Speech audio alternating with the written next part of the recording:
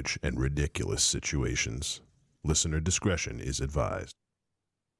Hey, uh, even though actors and actresses in the world of horror are just people, just like we are, we also must take care of them as well.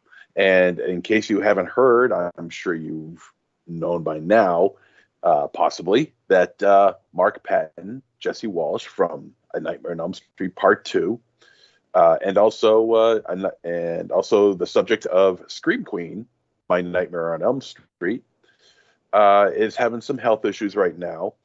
He's going through a bit of an AIDS thing going on right now, and in Mexico, and he has a GoFundMe page running right now, even as we speak, and he's asking for $18,000. Well, that goal has been surpassed by thousands and thousands and thousands of dollars. The goal was 18,000. It's up over as of right now. It is at $41,647. So good for you, for everybody who has donated to Mark. He's a very special person in the world of horror, and we just want him to keep keeping around for as long as we can. So if you got a few dollars just lying around, donate to him. I'm sure he'll really appreciate it. And welcome to Trick or Treat Radio.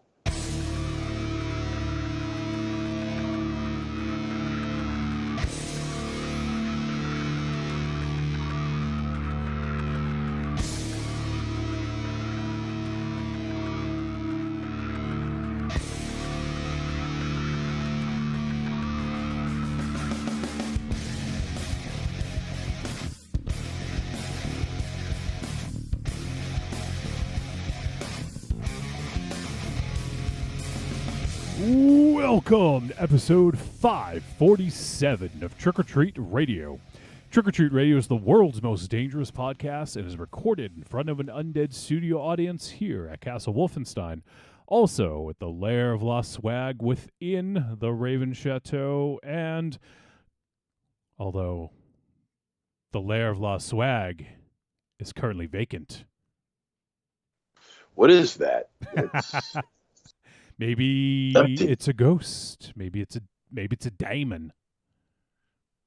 Maybe we're going to be talking about a daemon pretty soon. So Yeah. Hey, maybe Raven Shadow's dealing with it. And it's not your friend Johnny Damon either. No. All right, and also broadcasting from Casa de Zero. Oh, what was the name of it? I forget. Someone had a new name for it. I forget what it was Yeah, now. it was first time Mike who came up with it, but I don't remember what it was now. Ah, shit. Sorry, first time, Mike. I forgot. Oh, yeah, I really feel like a dick. Okay, I'm over it. All right, wow, okay. Well, at least you're over it. So on this week's show, well, it was a little touch and go whether or not it was going to happen. We had we're missing a god, and we had a vulgar guru of horror who was laid up in a hospital bed as recently as last night or this morning? At last night. Jesus. All right, we'll get to that in a sec. But on the show tonight, we'll be talking about the film The Offering.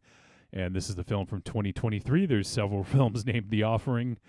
This is from 2023, and it is directed by first-time filmmaker Oliver Park. So we'll be discussing that as our featured film. And if we have any voice messages, we'll be playing them. I think as of right now, looks like I don't think we have any. So, but if we get any during the broadcast, we'll be sure to play them. And if you guys want to get them in, whether it's about this movie, your thoughts on the film, or anything else, feel free to send them to podcast@trickortreatradio.com. Did you see that, MZ? Fucking waltzes in 5 minutes later than he said, and is like, I'm here, the show can begin, his arms all out. Well, you believe that shit? First of all, if it's anybody who should be commenting about being on time, it should not be you. You're the very last person who should be commenting on anybody being late. All right, well, hey, why don't you go eat some fucking chicken, all right? I gotta be fair. Jesus Christ. I got to be fair here. Yes, Raven Shadow is later here than he originally said he was going to, but so are you. And that's your common theme your entire goddamn life. You're late for everything. It takes you an hour to cook minute rice. Thank you, Jerry the King Lawler. And you're fucking early for everything, you son of a bitch, and I hate you for it. I hate being late for anything. I know. I like being early. I've told the story many times. Well, not many times, but Raven, yeah, he's off the hook now. Thanks, MZ. Look at this. He waltzes in all fucking celebratory for being late, and now he's off the hook. So great job. Well, that's all I do. Somehow, Johnny's ire towards your boy just got shifted. Yeah. There's a new bad guy in town. Huh? You like that, huh? I was getting How's it going, Raven Balls? I'm good, baby. How you doing? Thank you for making yourself public enemy number one to Johnny. Yeah. Guess who's the good son today? Ain't fucking you. Very exciting. I was going to be all nice to MZ because, you know, he was in the hospital. That's all out the fucking window, you son of a bitch. Hey. Anyways. I was sick. Still. You are sick. You've always been sick. I sick in the head and sick in the heart. Exactly. Sick motherfucker. All right, so we're talking about the offering. If you guys have voice messages, send them our way, podcast@trickortreatradio.com. If we get them before the show's over, we'll play them. Otherwise, feel free to send in voice messages for future shows as well. So, all right. So we talked about this off the air, so Raven Shadow didn't hear this, but we may try to do a bit of a shorter show tonight because MZ's not feeling great, as we'll find out in a minute. And I think I'm running on like 5 hours of sleep several nights in a row. I know it's nothing new for you, Raven Shadow, but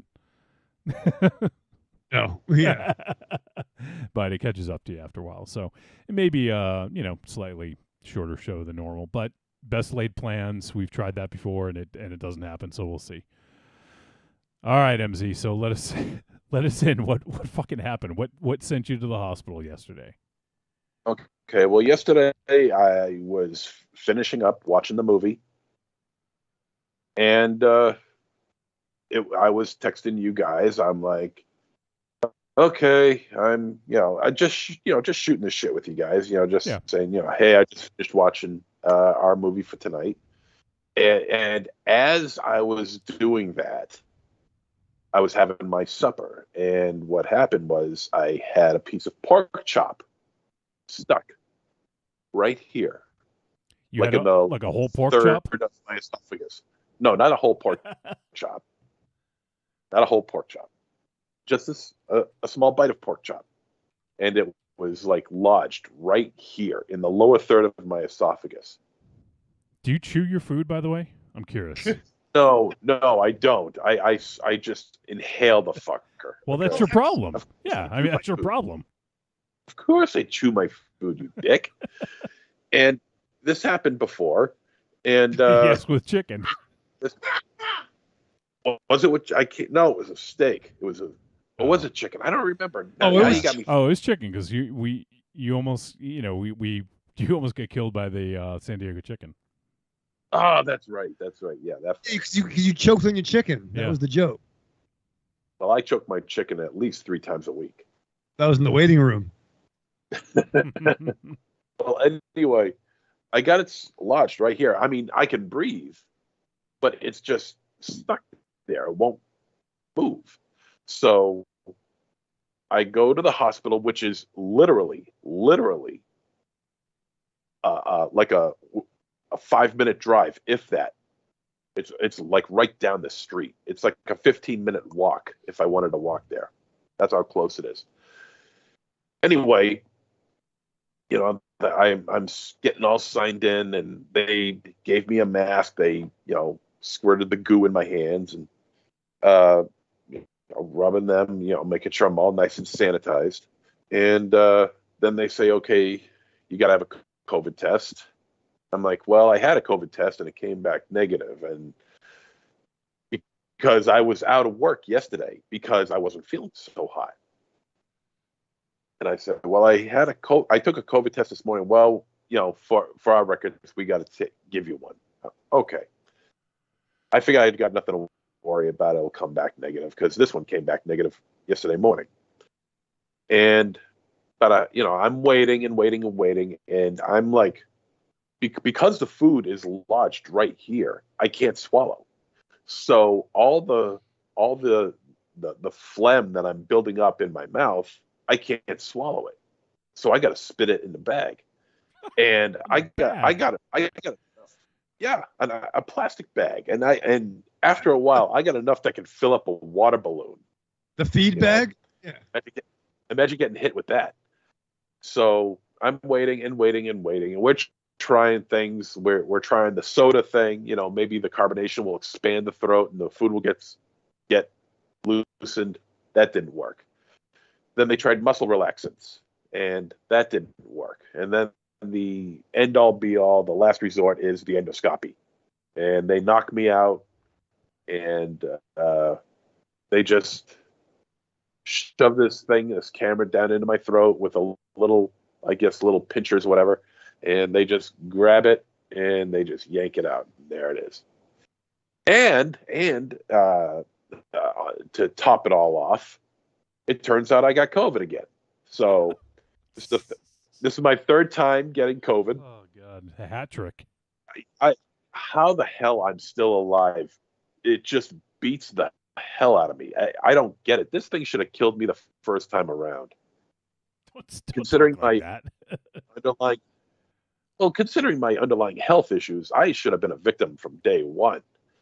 And yet here I am, third time out, and now I've got COVID again. So I've been out of work since yesterday. I'm going to see if I can go back to work next Monday, and so that's going on. And so, I mean, I guess in a way, it's kind of like a good thing that it happened, that I choked on this food, because if I continued going on thinking that I had a negative test, I would have gone back into work the next day, and I would have spread it around to a whole bunch of people, and I don't want to do that.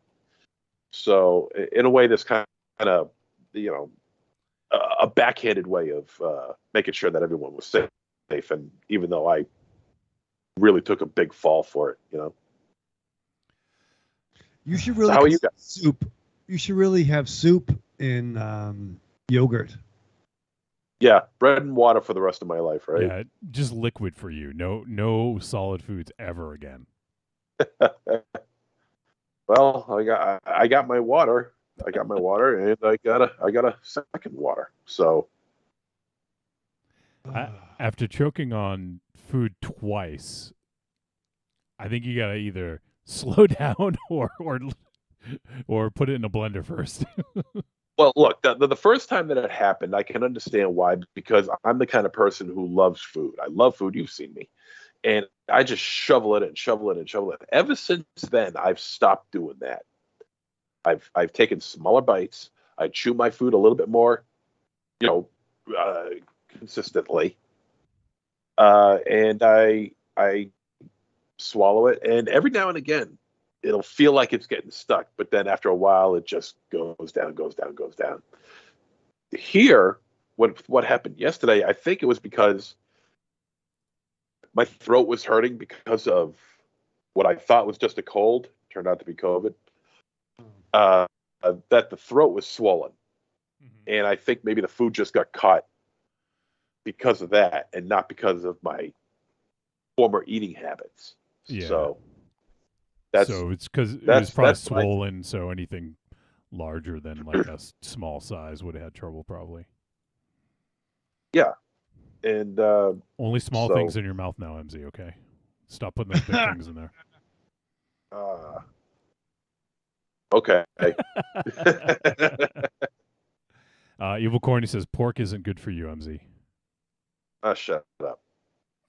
Wow. Well, I couldn't believe it. It's like there was all the back and forth in the show chat, which I feel. I mean, I know I came in late, but praise me, I feel I helped in some of that. But with that said, after you were dealt with you were fine. You were on the road to what you had to do. I checked my phone before I went to bed. I'm like, how the fuck are you in the hospital? You just watched the movie. Yeah. Yeah. It was literally happening as I was talking to you guys. Jesus. It's the most ridiculous thing. One day I'm sitting down watching a movie for tonight, having rice and pork chops and Applesauce. no applesauce. That's your Yeah, plan? that's swell. That's swell, Alice. And in a half hour later, there I am in the goddamn hospital. Is your throat sore from having the and what do they call it? Endoscopy or I don't know how to say it. Endoscopy. Endoscopy. Is it sore from that? Am I gonna have to Am I gonna have to train you like you're Raven Shadow? End. Say it with me. End. Wow. End. Dip. Oh. Shit. Oh. MZ. Scopy. And yeah, so I stayed. Because I was all doped up and everything. I had to stay the night. Dude, What? how much does that fucking cost? Who knows? A lot. Yeah. You stayed, so 5 minutes away, you stayed the night? You had to probably, right? I was, dude, guys, I was exhausted. The last thing I can remember was them putting an apparatus in my mouth just to hold my mouth open so they can bring the endoscopy down my throat.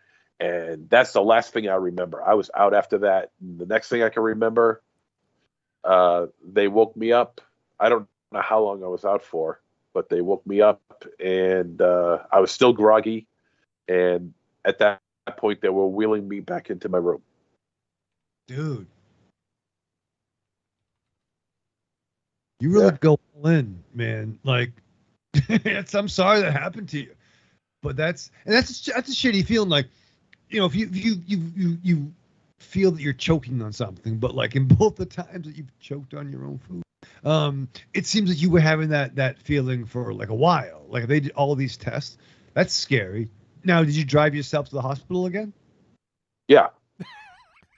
Okay. Yeah, I drove myself to the. What is so funny about that? Well, at least you didn't call an ambulance. That would have been really expensive. Yeah. No. Well, see, here's the thing. Well, I drove myself there, and then when all of a sudden done, I got out of there. Did you park in a handicap spot? Yes, I did. I have a giant cutout of Raven Shadow in the passenger seat. And I left this morning, and I couldn't. They said that I couldn't drive, that I had to wait 24 hours before I could drive again. So I ended up walking home, which was only 15 minutes away. It was only 15 minutes away, and then I waited till around. Did you walk home in a Johnny? Yeah, with my bare ass hanging out. Yeah. I picture you like running, like hiding in bushes. That'd be fun. Just be like running around like, I don't know, like with all the snow around me and everything. Yeah. And I just walked back to the hospital at 3:00 and picked up my car and took off. Madness. Exactly. Evil Corny said #deep throat. He also says MZ needs to live in a bubble. Didn't a spider fuck him up a couple years ago? And caterpillar, right? Yeah. The spider, the caterpillar. Yeah. You do need a fucking bubble. If anyone does, it's you. And not for nothing, you know what all those have in common? All in the state of Maine. Yeah. Well, the first time that I started choking wasn't in Maine, but everything else, yes, it has been in Maine. Maine's trying to kill you. It's getting to be like Australia up here. It's the Australia of the states. Yeah, Maine's the New England, Australia. It basically is. Well, I'm glad you're not dead, MZ. I'm glad you're fine. I'm glad you're here. Glad you're not still in the hospital. I'm sorry you have COVID, but is it I guess on a scale of like between the other two, is this one as same, mild, worse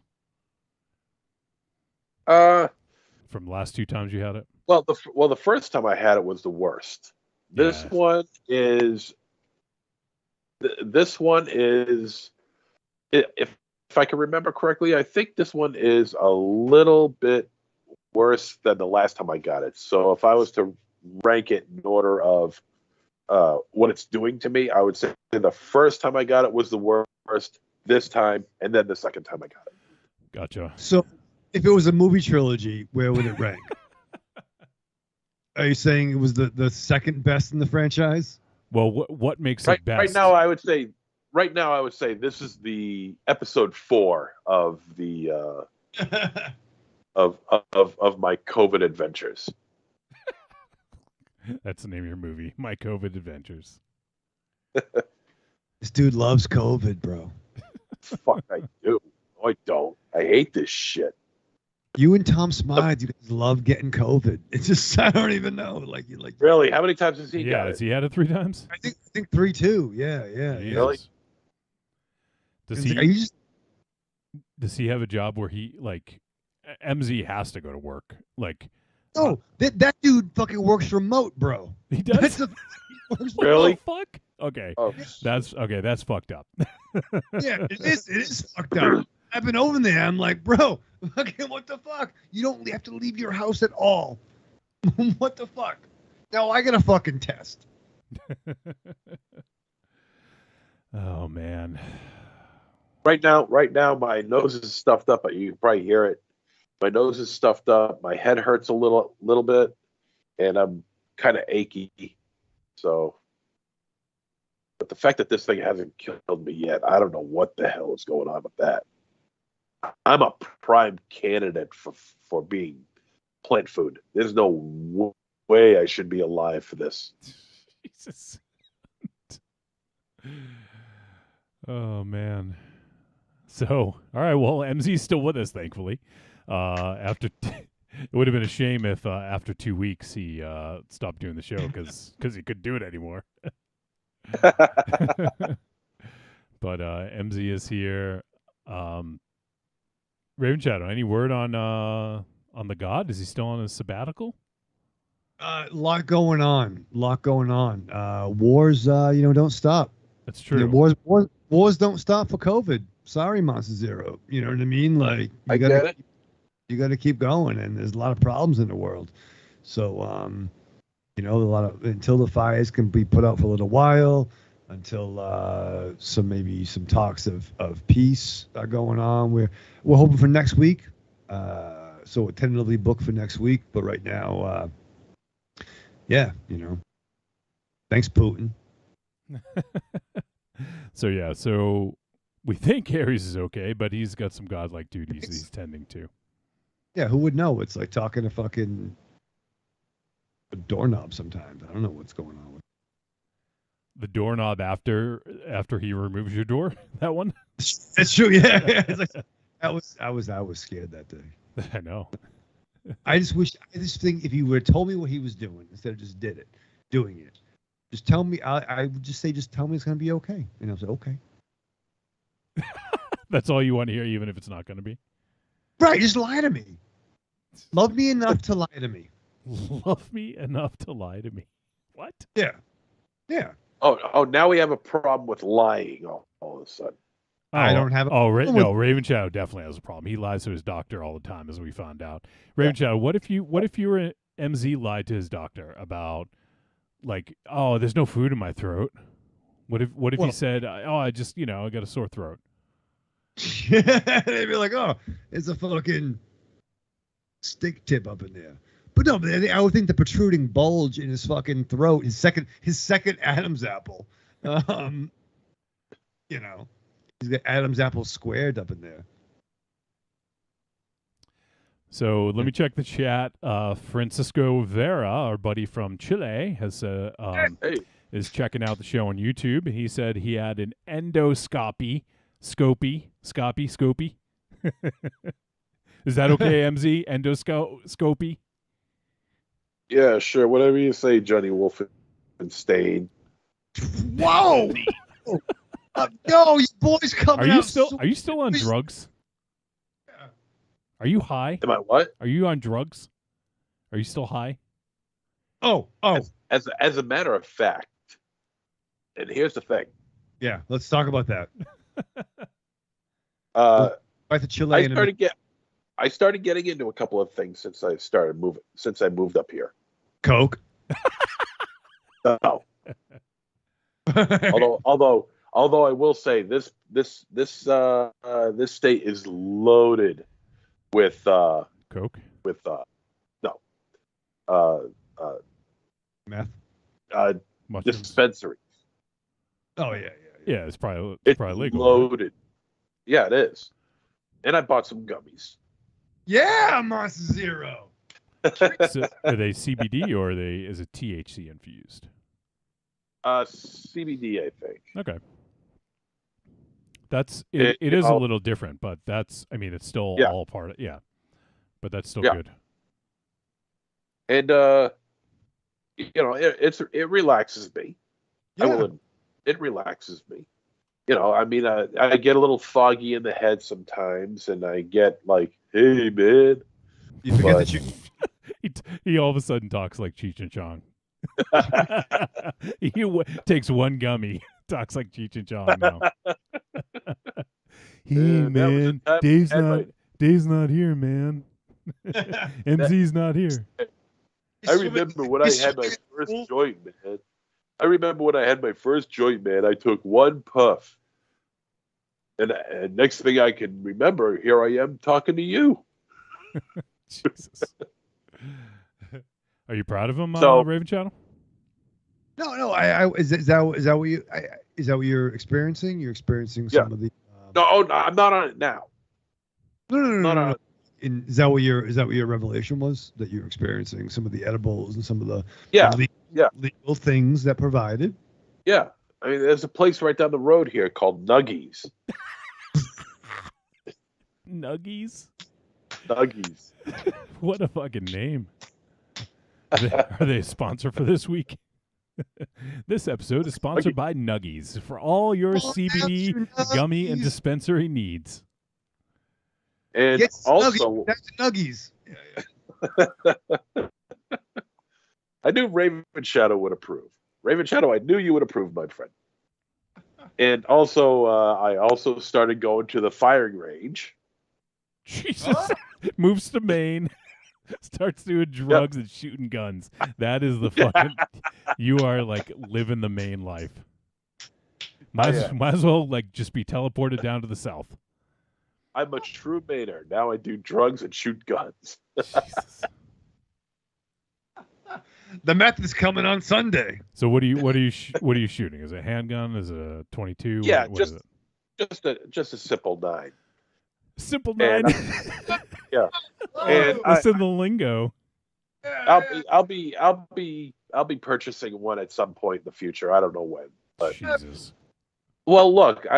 This is my philosophy on this. It's like you don't need a semi-automatic weapon. All right, you don't even need a 357. Okay, the most powerful handgun known to man. A 9 will, if you can't pierce the skin of somebody that might be willing to harm you or harm your family or invade your territory. If you can't do that with a fucking 9, then dude, you shouldn't have a gun at all. Because those, they do the job. I will probably never go to your house. I am petrified of you owning a gun. But we saw him. Actually, I was thinking about that the other day. I was thinking about when he was on the gun range. You were a pretty good shot, MZ, right? You had the video. We watched that on the show? Or did you show us? I may have shown you. I may have shown you guys. Well, over at your place. That's what it was. Let me me see here. You're gonna pull up the fucking video.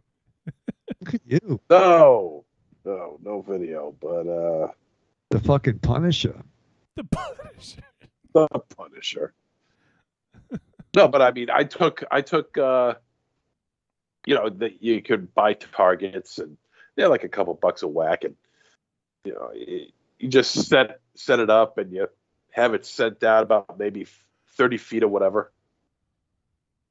And I had one of those zombie Targets. yeah, and I got it was a sweet shot directly between the eyes, like dead center between the eyes. It was like almost out of a Romero film, for Christ's sake. Dead on balls, accurate. Pretty much. MZ's new nickname is Deadshot. Dead balls. Dead balls. Nice. Thank you. My balls are very much alive. Thank you very much. They put the AED on them. They have the defibrillator when you were in the hospital. Clear. Rufus Ronaldo. Let's see. Let me check the chat. Creepy Girl says, need to move to North Carolina. It's safe here. See? Yeah, how about that? Yeah. She'll probably cut your food up for you. Yeah. And feed it to the airplane. Yeah. Here comes the hangar. Open the hangar. Here comes the airplane. Here comes it. Tie your shoelaces for you. Corny says he just read an article that a copy of Casablanca was removed from a man's throat in Maine. That's fucked up, Corny. And Evil Corny asks, how in the hell is a gun going to stop MZ from getting killed by a bug or a plate of food? He's got a point. I mean, the most dangerous the most dangerous things you can't kill. It's not a stupid question. No, it's not. It's a very intelligent one, Corny. Wow. I feel like we've only scratched the surface about what we just talked about tonight. Like, there's a lot going on. First of all, MZ, I'm glad you're alive. I love you. Hallelujah. There is so much going between the guns and the hospitals and the choking. There's so much going on over there. There is. I mean, yeah. I mean, Yeah. Yeah. I guess there is. I don't know. My head's a fog right now, dude.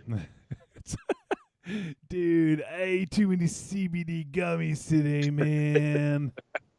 I'm fucked. That was my skull. I'm so wasted. Denny says, good to see MZ up and about. Yeah, we'll slow it down. Yeah, no, long, yeah. All right. Well, I think we're caught up on all the chats. We talked about what we're doing. Anything, Raven Shadow? Anything you want to bring up? No. Still watching Yellow Jackets. That show is killer. Episode 5 and/or 6. I'm not sure. So I'm really enjoying that. But is anyone not concerned the fact that Adrian Sands is missing in the woods right now? Julian Sands. Julian Sands. Oh, what'd I say? Adrian. Who the fuck is Adrian? Yeah, who's Adrian Sands? I don't care if he's lost. That's his cousin who's a better. I don't know. Sorry, Julian Sands. Helena. I'm concerned. I'm worried about him. That's not good. 5 days. No, it's 5 not. days. It's not good at all. That's not good. Between him and Jeremy Renner, it's like, Jesus, you guys shouldn't go outside anymore. Yeah, we can't lose Warlock, man. We can't lose fucking Hawkeye either. But yeah, no, Renner got tuned up. Well, he's good. He's good now, I think. That's as long as you can walk again. What's that? But yeah, as long as you can walk again. As long as he can shoot a bow again. Yeah. But no, I'm a big Julian. I think we all are. Julian Sands mark in our own You way. mean I don't want you. Adrian Sands? You're a big Adrian Sands mark. Who's Adrian? Who's Adrian? Is Adrian Cronauer? That was in. That was. I don't know. in- You said Adrian Sands. I didn't. Yeah. Who's Denny? Who's Adrian Sands? Wasn't he Prophet? TV's Prophet.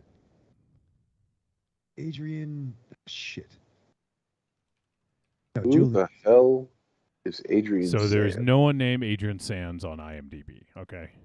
In the world. Fine. But yeah, I meant to say Julian Sands. I had some of it. Monster Zero CBD earlier. I think you had plenty of your own. You don't need my help, dude. But no, find Julian Sands, please. Yes, please find him. We need Yeah, another send Warlock movie. Yeah, send out a Saint Bernard with that big barrel under its chin. You know. Fucking. I want to see Unboxing Helena. Unboxing Helena. Is that the sequel? That's a sequel. That's fucked up. I wonder if he's in the Arachnophobia remake. Oh, he was a scientist, wasn't he? Yeah, at the beginning of the movie. One thing I wanted to bring up. Hopefully, we don't lose Julian Sands, because then this would turn into a coffin corner. But there is a coffin corner thing I'm going to bring up. I know not a lot of folks out there probably necessarily watch wrestling or care that much, but the wrestling world lost one of the greatest tag team wrestlers of all time this week, and one of the Briscoe brothers, Jay Briscoe. He was involved in a car accident, and someone swerved into his lane. Apparently, he wasn't wearing a seatbelt, which might have actually saved. Well, I mean, you can't play that game, right? Like, we don't know if it would have saved him, but he probably would have had a better chance. Apparently, his two daughters were in the car, and one of them needed like back surgeries so hopefully she can walk again or something like that, and the other one was in pretty rough shape. I think there was someone else in the car, but I don't know. That's all I know. But anyways, I don't. Guess I'll spare the details. But yeah, he was 38. One of the best tag team wrestlers ever, like legit ever, and he and his brother had just won the Ring of Honor tag team titles like a month ago in an amazing match with FTR, a dog collar match, which was amazing. But it's notable because Jay Briscoe had his share of controversy. In 2013, he made some very insensitive remarks about gay marriage and said something. I mean, it feels insensitive to even say what he said, but he basically was saying, if anyone tries to teach my kids that it's acceptable, I'm gonna shoot them. Like, it was like pretty bad, He since apologized a lot. Right away he apologized, and then the next time he was at a Ring of Honor show, he apologized because he was the heavyweight champion at the time, the world heavyweight champion of Ring of Honor, and and supposedly he has been trying to make amends for what he said. It kind of blurs that line between gimmick and reality, because he did say when he said those things, he was in a tag team called the Briscoe brothers, and they had sort of like a their gimmick was that they were kind of rednecks, and they, for a while anyways, they wore Confederate flags and shit like that before, like, this is pre 2010, so I think part of it was playing into the gimmick, and part of it was back then it wasn't, it was still questionable for sure, but not as blatant as it is now and wrong as it is now. But anyways, he made amends, and he kept trying to learn from it, and he donated his pay for the shows that happened after that incident to some organizations to help with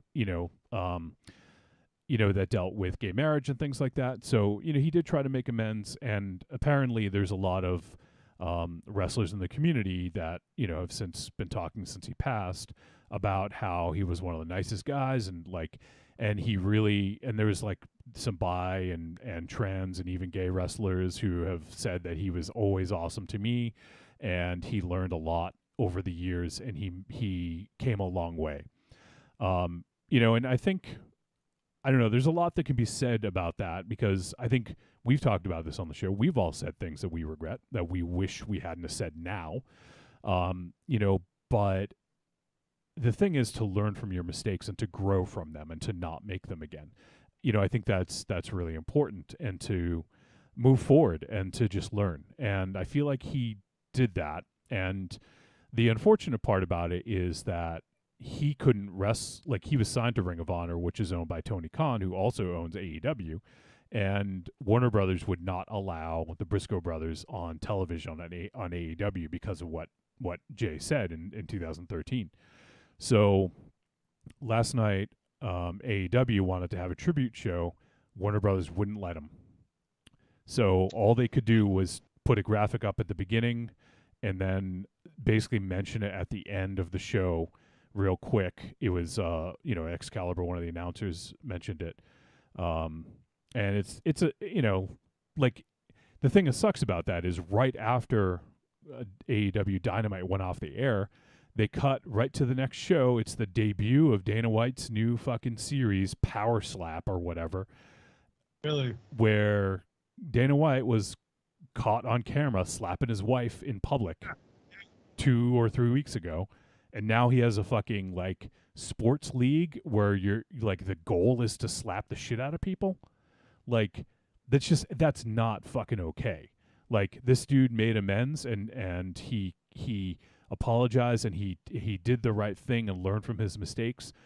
Meanwhile, you know, right after that, when they said, nope, you can't do that, you can't have a tribute to him, next thing you know, here's Dana White on fucking TV, you know, in a fucking sports league about slapping the shit out of people after he slapped his wife a few weeks ago. That's fucked up. That's, yeah. I heard that slapping was the competitive slapping was gonna be a thing, which, not for nothing, that's pretty fucking stupid. Well, it's fucking dangerous too. I saw some of the videos today, and people are concussed. Like, there's no doubt. Like, you can see their arms are like, you know, like, it's that thing where it kind of like they lose control, and it kind of like their muscle spasms and stuff like that. They are concussed. And in a time when CTE and concussions are a real fucking thing, when it comes to sports, just look at Chris Benoit, you know? Like, you know, right. Look at all this shit, and we've learned so much, yet now we have a sport where the goal is to literally knock your opponent out with a slap. And I saw, like, this wasn't Dana White's league, but I saw a picture of someone from, like, a champion from, like, a slap tournament, and he looked like Two-Face. One side of his face was fucked up so bad, like Two-Face, from getting slapped. It was swollen like fucking crazy. His ear was bleeding. His face was bleeding. Like, and these guys are all getting concussed. There's no way. It's to slap as hard as you can. That's the goal. Slap your opponent as fucking hard as you can and knock him out. And there are guys whose arm is bigger than me. Right. Some guys, yeah. You know, they fucking really, you're really taking it. And so is that the gimmick where you just take it and whoever can? Yeah. The gimmick is how long I think, I mean, I haven't seen it and I'm not going to watch it, but I saw some videos and there's a timer at the bottom. I think it's how long it takes you to recover from the slap. Like, how far? That's pretty much fucking Idiocracy, where they kick the fucking person in the balls. Exactly. Yep. Right. And Dana White's a piece of shit. And I can't speak to the. I don't know. I don't know any of the Briscoes, and that's just a pretty shitty comment. Especially, it's horrible. Yeah. There's no defending it. When there's guys like Pat Patterson and Canyon that respected the boys, like. Yep. I'm not in there, but there are guys who are. Pat Patterson is a legend in the business. Remarkably gay, but like a fucking the shit in the business. Yep. Pat Patterson. And if this, I would guarantee you that all the fucking boys respect that dude. Yeah.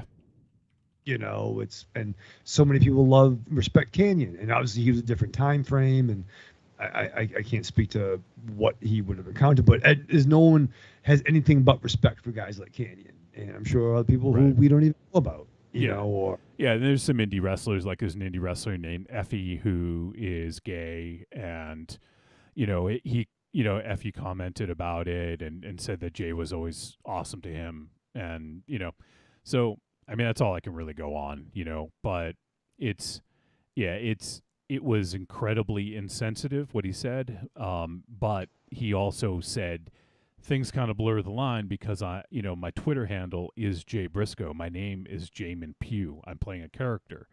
So there's that sort of like, it's a little bit dicey, right? It's kind of like, I mean, James Gunn, said some terrible things.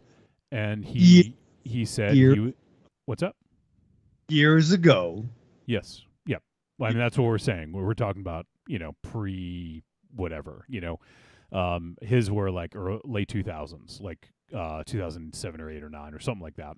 And he was just trying to be outrageous. He said at the time he was, working with trauma, and, he was a peddler of smut, I think he said, or something like that, or not smut, but like, like of sleaze, and he was just trying to play the part, and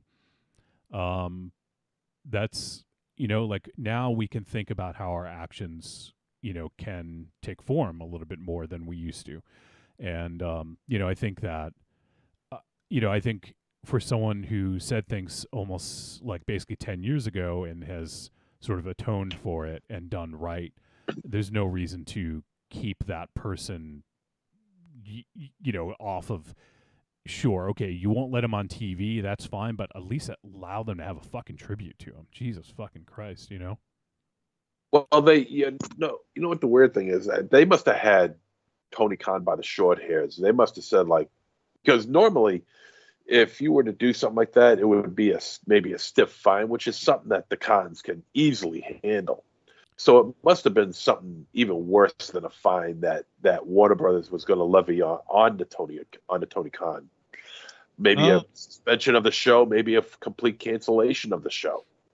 So yeah, well, it couldn't have been just monetary. It couldn't have been just monetary.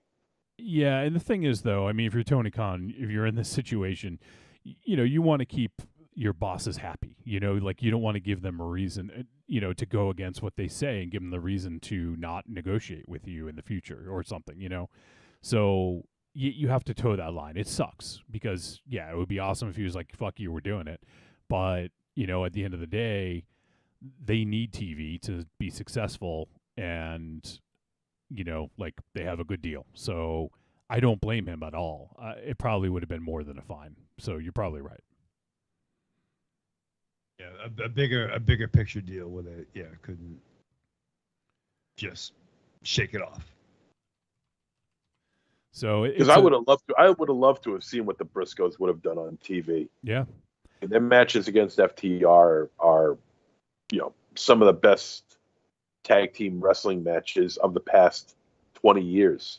Yeah, their trilogy over the course of last year was amazing. Like 3 completely different matches.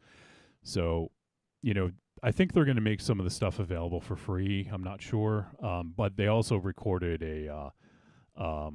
they did record a tribute to Jay Briscoe after Dynamite went off the air that they're going to put on YouTube. So they were able to do something. They just couldn't do it on TBS or TNT, whatever it's on.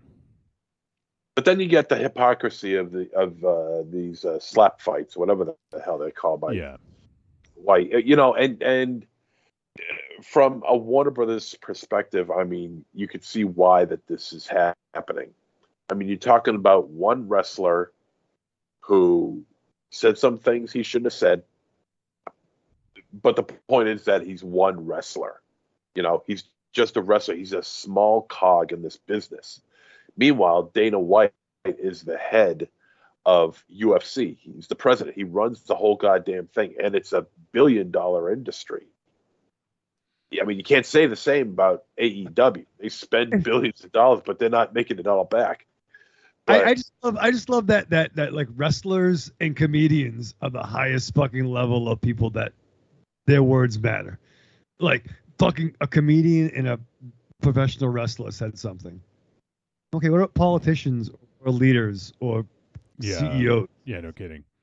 Like fake fighter, and they wrestlers will say it themselves too. Like nothing in wrestling is real to a certain point of view. It's silly. It's all a gimmick. But I don't know. Yeah. I'm sorry. I'm saying job. I mean, so yeah, it's and also like I don't know if do you guys remember Chris Nowinski? He used to be in WWE. Yeah. Yeah. Harvard Chris. I can't remember what the Chris Harvard. Anyways. On tough. He works. Yeah, he works with CTE now. Yeah, he's a doctor now, PhD, and he works in testing and investigating CTE. And he posted on Twitter, and that's where I saw it was this power slap shit. He said, "This is so sad. Notice." He comments like, "Note the fencing posture with the first brain injury. This competitor may never be the same. Dana White and TBS should be ashamed. Pure exploitation. What's next? Who can survive a stabbing?" Wow. Why don't we have bum fights hit the Oh my God. hit TBS while we're at it? Hey, Remember that shit? Oh yeah. It's seriously a fucked up time we live in. It really is. And I can't imagine anybody with at least an IQ of higher than 12 enjoying that shit. The hypocrisy is just off the charts. Like I just can't. Dude said something shitty, atoned for it 10 years ago. Dana White slaps his wife in public. It's on TV, it's on news, it's on the internet, and nothing happens. And his power slap show is just pushing forward, and no problem. It's just unbelievable. Well, Let's go. Enough about that. let's talk about some more uplifting stuff like Jewish demons. All right. Well, let's cut to a break in a moment here. So, but before we do that, let's talk about how you can support the show. There are a few ways. Speaking of support, Patreon is the best way to support, and we're going to be doing a Patreon takeover next week. So, looking forward to that. It's going to be our boy EF Contentment will be joining the show, and he's picked 2 movies. We'll talk about them after the film discussion. So if you guys want to get in on that, you want your own Patreon takeover, or you just want to support, you can get in for as little as $2 a month. And just go to patreon.trickortreatradio.com, and you can go ahead and help support, and you get exclusive episodes every month. We put out a Patreon exclusive, and those episodes they're only on Patreon. We have no plans to release them any other way.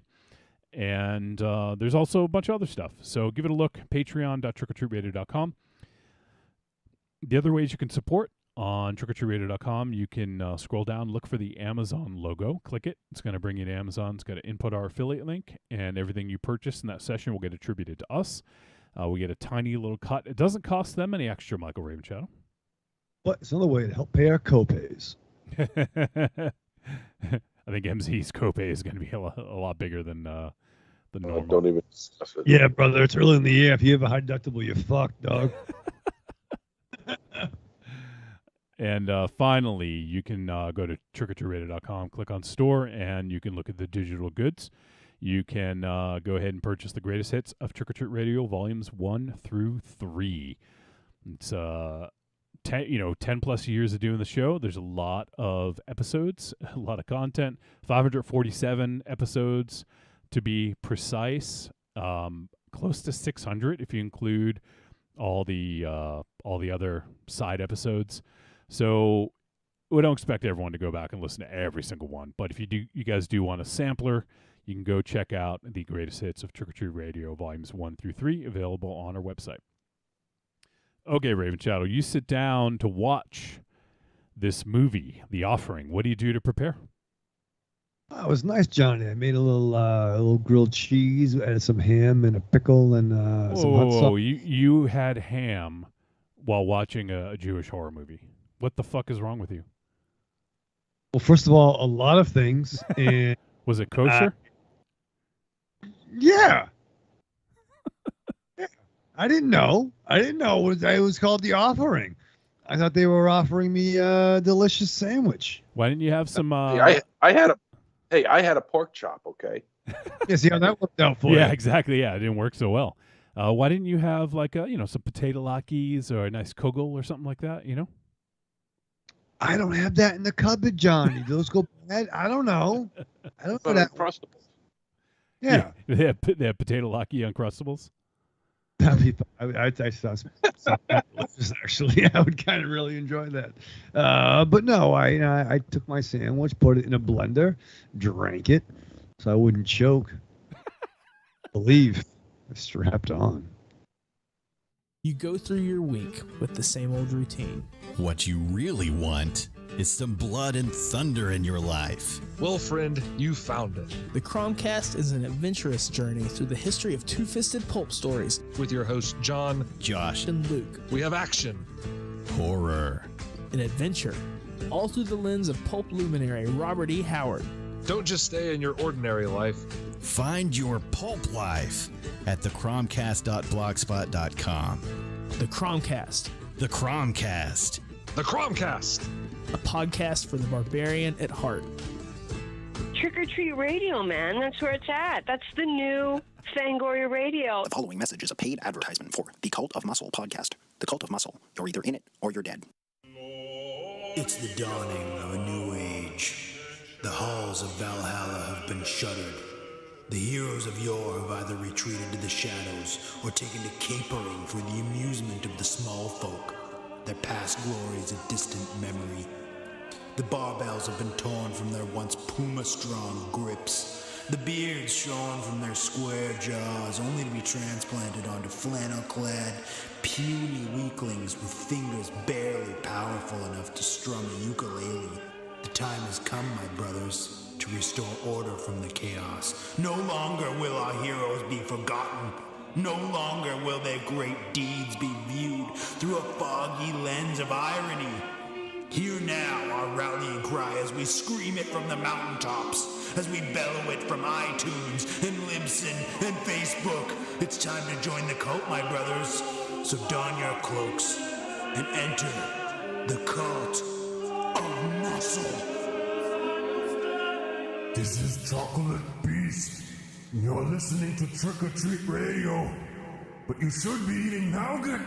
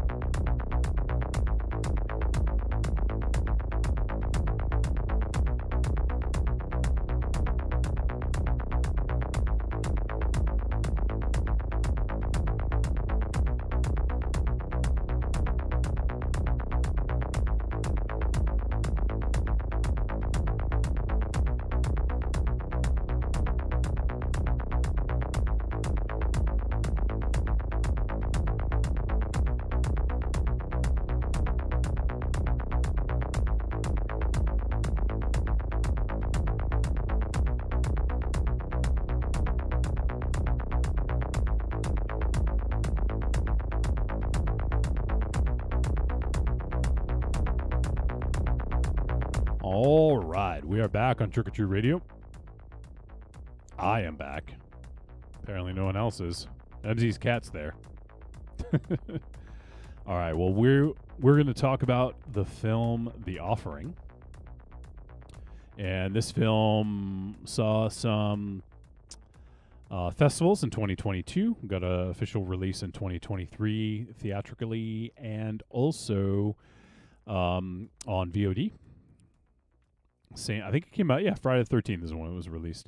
The film's rated R, and it is 93 minutes. It is directed by Oliver Park and written by Hank Hoffman, based on a story from Jonathan Younger. And the film stars Paul Kaye, Nick Blood, Emily Wiseman, Alan Corduner, Jonathan Younger, and let's see who else we have here. Daniel Ben-Zanu and Anton Trendafilov. And the synopsis for this film: a family struggling with loss finds themselves at the mercy of an ancient demon trying to destroy them from the inside. All right, and as I mentioned, at least I think I mentioned this earlier, the film is directed by Oliver Park, and Oliver Park is a first-time feature filmmaker. Previous to this, he has done some shorts. I think he's acted. Yeah, so he did a short for A Night of Horror, Nightmare Radio. And let's see here. And looks like he has a lot of acting credits to his name. I'm trying to see if there's anything we would know him from. No, I don't recognize him from anything in there. But yeah, looks like he's done a lot of acting, but now is getting into the directing game. And this is his first feature. And some of the stars, a couple of them folks might recognize. We have Nick Blood, who plays Art, who's the husband, and he was previously on Agents of S.H.I.E.L.D. I know some people might have seen him in that as a character, Lance Hunter. He was in 36 episodes. And let's see, there's one other one. Oh, he's in the show Euphoria. He played a character named Gus. He was also in Andor. I don't remember seeing him in that, but he was in 2 episodes, a character named Corporal Kimsey. And also, in addition to him, we have Paul Kaye. And Paul Kaye is most notably known as Game of Thrones, Thoros of Myr. And let's see, I think I recognize him from... Was he the dad? Was he the dad?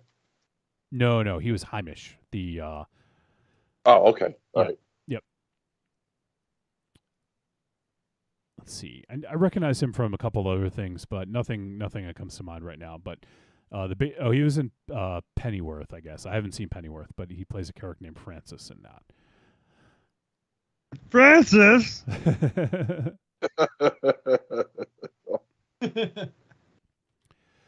All right. So, this flick here, the interesting thing about this, we'll get a little bit more into it, but this film comes from a lot of demonic possession films.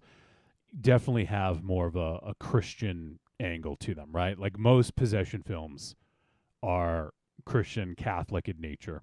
You know, look at The Exorcist or whatever. I would say 95% of them probably come from that angle. So, but we have seen a couple Jewish possession films. One of them being Demon from, I want to say 2015, which is a fucking awesome movie. That was a phenomenal movie. And then, let's see, there was one, we did The Vigil, which was not... Yeah, 2021. Yeah, it was not a possession movie, but it was still a Jewish horror film, Jewish sort of... not that one wasn't necessarily mysticism, but this one was. This one dabbled in Kabbalah and esotericism and kind of like all these, I wouldn't say forbidden, knowledge and magic, but it was something that, was at one point in time sort of like that. So I feel it's kind of a cool angle to take it now, because it feels different and fresh because we haven't seen it a lot. But I guess we'll see if it worked in the grand scheme of the film. So the basic premise for this one is it plays like it's a bit of a family drama at the heart of it. We have Art and his wife Claire, and they're, I think the father Saul had some issues with Claire. Probably, I'm guessing, because she wasn't Jewish, and Art comes from like a Hasidic Jewish family neighborhood, and my guess is that Claire was not Jewish. Like, she was from somewhere in Europe. I forget. Was she British? I remember. I don't remember actually. But yeah, I think she had, like a British drawl to her. Yeah. So British or Australian, one of those. Well, it's definitely somewhere Europe. So if it was, I think it was British. But so the father, had said, basically had said to her previously, like, you may love Art, but you're not our family, or something like that. So it's kind of shitty. Like, she felt like she wasn't wanted in this family, so Art is now trying to reconcile with his father, and he holds a grudge as well because of, we find out a little bit later in the film, of how his father kind of treated him when his mother was passing. So there's a little bit of tension there, but Art also has some, I guess we'll say, something on the sly. Like, he's trying to get his dad to do something. He has ulterior motives, I guess we could say. And his father owns a, oh my God, I'm drawing a fucking blank. Not a morgue, what is that called? Where they like a funeral home, right? Oh. Wait, yeah. Is that what we call it? Okay. Yeah. No, it's a funeral home because the morgue is downstairs. So. Yeah. And a lot of it takes place in this one setting. I mean, we do venture out a little bit here and there, but most of it takes place there. And so Art and Claire are coming to stay, with Art's dad. And when they get there, there's a character named Yosila, and he has just passed away, and his body's being brought into the morgue. And we see at the very beginning of the film, like sort of pre-title screen, what's going on with him. And his wife was, he was trying to get his wife back, find a way to bring his wife back. And he started getting into Jewish mysticism and Kabbalah. And so he had this sigil on the ground, and he was trying to invoke, a spirit to help him, and shit didn't go so good. And so eventually he found a way to trap the demon that he called forth inside of himself. And in doing so, had to kill himself. So that's kind of where we start. And the body is being brought into the morgue. And then that's sort of where we're at. So, yeah, I like a lot. I like a lot of the sort of background of this. I like a lot of the mysticism elements. I thought the beginning was really cool. There's some seals of Solomon on the wall and stuff like that. How about you guys? This sort of I guess this Jewish mysticism and Kabbalah, did that work in terms of this style of film? Was it refreshing to see a different take on it?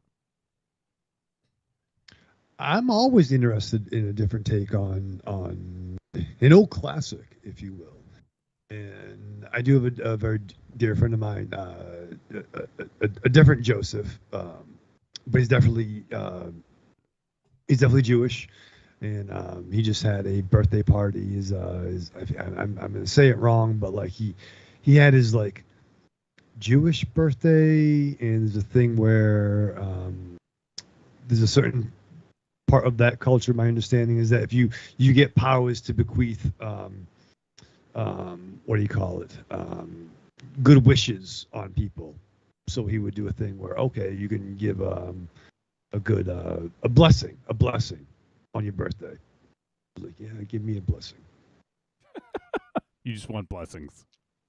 Yeah, and it wasn't like, oh, you'll get like a lot of free beer and stuff like that. It was like, all right, live long and prosper, kind of like Spock. But no, what I'm trying to say is I like a different spin on something we've always seen before. Like, to your point, whether it's The Exorcist or Repossessed, it's all the same Judeo-Christian stuff, which I'm fucking done with that.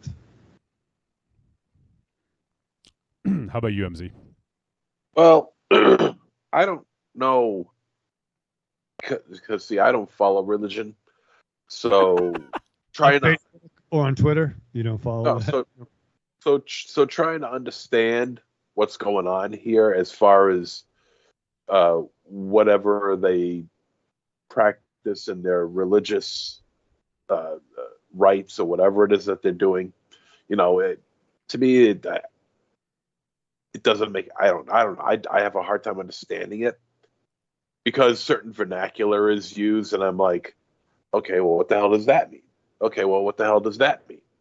And I'm not going to be stopping the movie every 5 seconds just to find out what a word means. It just makes me feel like it just makes me feel like I should already know, or at least the director makes you feel like you should already know what is going on here, in terms and words and vernacular, and what these words mean. What does this ceremony mean? Why do you do this during this ceremony, and why do you do that during that ceremony? And it just feels like it just comes across more a lesson in learning Jewish faith than it does trying to present a story. Well, what if it was like Christian? Would you feel the same way, or do you understand that better? I might understand that a little better. Is there a difference? I mean, I understand there's a difference between Catholic and Catholicism and Protestant, Jewish, and all these other religions. But honestly, do I really care? No, I don't care. I don't care to learn it, because I'm an atheist. I don't believe in any of that stuff, so I don't bother with it. Sure. I mean, but in this regard, I mean, I understand good versus evil. Like The Exorcist, it's a simple case: good versus evil. It doesn't have to be Protestant, Catholic, or anything like that. It's just a simple story of good versus evil, and that's all I need to know. Good versus evil. I don't need to know the ins and outs of a particular religion I shouldn't have to know the ins and outs of a particular religion in order to follow the story. And I feel that that's what this does. Now a movie like The Vigil that we reviewed a couple of years ago, that was easier to follow. I could understand that. I understand, I'm not a complete idiot. I understand some things that happen in the Jewish faith, in religion, and the practices when a family member dies. But there was a lot of things going on in this movie that just didn't make any sense to me. It might make sense to some other people, but for some reason I had a hard time trying to keep up with all the terms and terminology and vernacular that was being shoved at me. I guess I'll play the role of Aries, and oh God, don't. I mean, it is possible. So, I mean, just for transparency, my mother's Jewish, my father is Christian, so I kind of grew up with like both a little bit, and I did go to Hebrew school until I was like in second grade, and then I decided I didn't want to go. I was like, yeah, I'm kind of done with this. So I, told my mother, and she's like, okay, you don't have to go anymore. And that was it, So I have a little bit of knowledge of the Jewish religion. I never went to church aside from like when I stayed over my buddy's house and he went on Sundays and I would go with him. Like I would just be completely bored and I wouldn't really pay much attention. But so I do Wait in the car. no, I do know more about the Jewish religion than I do others, and some of the traditions. And my mother would observe some of the traditions, and my grandparents before they passed did more so than my mother. But like one of the things, and this happened in the vigil as well. But there's sitting Shiva is when a family member passes away. There's a week-long mourning period where your door is open, people come in and typically bring food and just kind of like spend time with you so you're not alone, And part of that is they all the mirrors in the home are covered during that time. So that's what happened in this. As a matter of fact, excuse me, I'm sorry, I don't mean to interrupt, but I think we even went to one of your yeah, you did. Yep. Yeah, to one of your shivers there. Yeah. Long time. Yep. Yeah. So it was, because like I said, my mother observed some of the traditions, and when I don't remember if that was my grandfather or my grandmother, or maybe you guys came to both. Yeah, I wouldn't be surprised if you guys all came to both. But yeah, that was part of the tradition that that my mother still did. So, and we saw that in the vigil as well, if I'm not mistaken. I think that's why he was there, right? Like for, to be there with someone, to be there with the body, I think was what it was in the vigil. But he was there to guard. He was there to guard the body. Yeah. Yeah. Overnight. Yeah. So, but that's kind of I don't know a lot about Jewish mysticism. It is something that is intriguing to me, and I have watched videos about here and there. But it's not something I'm super knowledgeable about. I feel like, and this is the part where I play the Aries, is I feel like this is just like any other movie where they create a world. You don't have to know the rules ahead of time as long as they do a good job of conveying what's going on. And maybe because you're not a religious person, MZ, that you're just kind of like, I don't care. I don't want to learn anything about religion. But it could just be like world building, if it was like a vampire movie and these vampires, I don't know, maybe they came out during the day, that's their gimmick, and it's different from others, and they were telling the story. You have to explain why they do the things that they do. And in this, I feel like, like I said, I am coming from an angle where I have more information than than probably both of you guys, and maybe just the normal layman who hasn't studied religion or grew up Jewish. But to me, it did all make sense in terms of what. Now, sure, there's some mysticism stuff like with the amulet. I didn't, that's stuff I don't know about, but I feel like they did a good job of explaining why these things were important and why, why things happened. So for me, I thought that it did a good job. It did a good job of explaining everything that happened. So you had all the information in the film. You didn't have to crack open a book. You didn't have to read Wikipedia or whatever to understand what was going on, from my perspective. All right, so you had the leg up on the both of us. Yes, and I'm readily admitting that, but I feel even with that this film did a good enough job of explaining everything it needed to explain, so it made sense. Well, see, I'm going to take your word for it, because honestly, I mean, if they did a good job, I wouldn't be able to tell.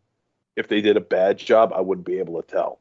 So having you on board to set the record straight as to whether or not it was done correctly, I'll take your word for it. Well, essentially what I'm saying is, even if I didn't know anything about the Jewish religion, I feel like they included enough information here so people would get it.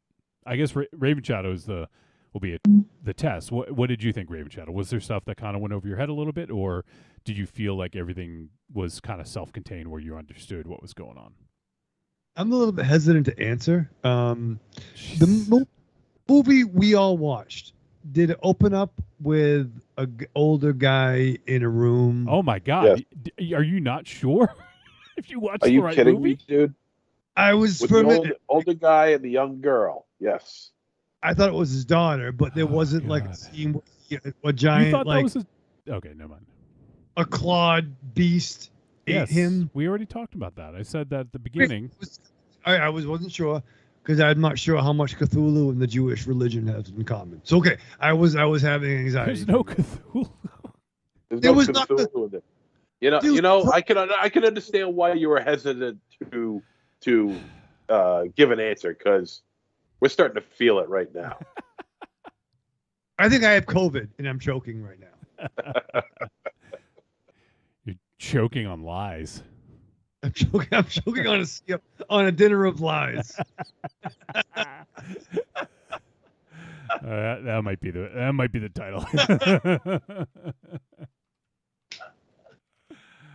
Oh shit. All right. Okay, so we watched the same movie, Raven Shadow. I was getting on the That's anxiety. good. That's good. I'm like, what the fuck? I'm not sure. So I'm sorry. What was the question, Johnny? Did this movie? Do you feel you got all the information you needed to make sense of what was going on in the context of the movie, or did you feel like you had to crack open a fucking history book or the Kabbalah to understand what was going on? No, and good question, Johnny. And I don't think I needed to convert to watch this movie. I don't think I needed to convert, to a different religion. And spoiler alert, I ain't got one. Maybe the cult of Kal-El. That's a fucking savior. No, I'm having fun. Okay, Michael Stipe, losing my religion over here. No, well, no, it's Michael Stipe, really? Really? Night swimming. He's a big talent. That's like a deep cut. Like out of all the fucking REM songs, you're gonna pull out Night Swimming. Night swimming. Yeah, it's a deep cut. He's a big talent, and I'm but no, that's fine. It's like Malkovich fronted a band, but it's fine. The question again, Johnny? No. I got it. No, like we watch a lot of Korean pictures. I don't need to fucking be over there and help us. But no, I feel I got it. There's problems. You know what I mean? You feel like he got it after he verified that he watched the right movie.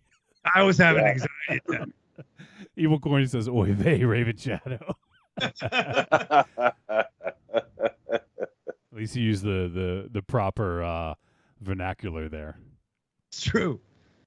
You verkackte Schmut.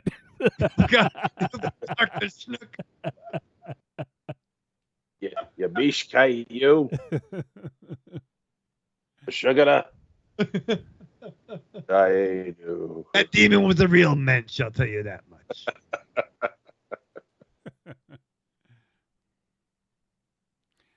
What are you gonna do? You know what I mean? But it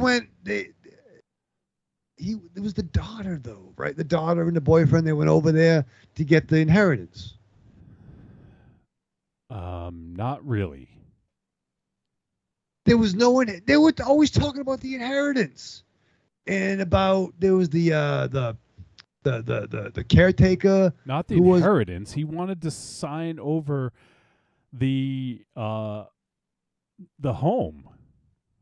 But the daughter was the daughter. I guess that would be the thing. The daughter was his daughter. He was the boyfriend. What are you? Oh my! You are. We did fucking crazy.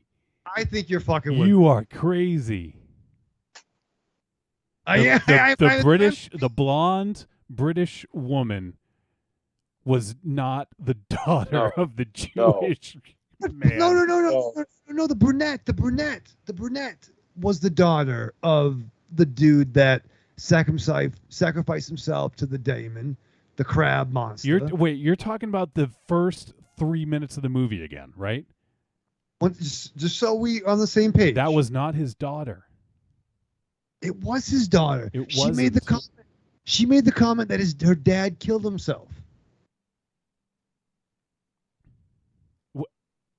Maybe you did watch the wrong movie.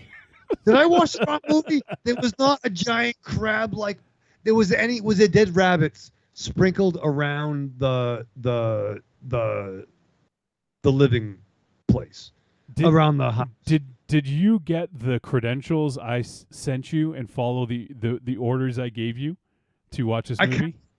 Kind of went off the rails a little bit because I knew Monster Zero was having problems, and that's before He didn't have problems. Wait, were you in the same chat that I was in? Not this week. He didn't have problems. Monster Zero, raise your hand if you didn't have problems. So keep your hands down. He didn't have problems. He needed to log into my account. That didn't involve problems.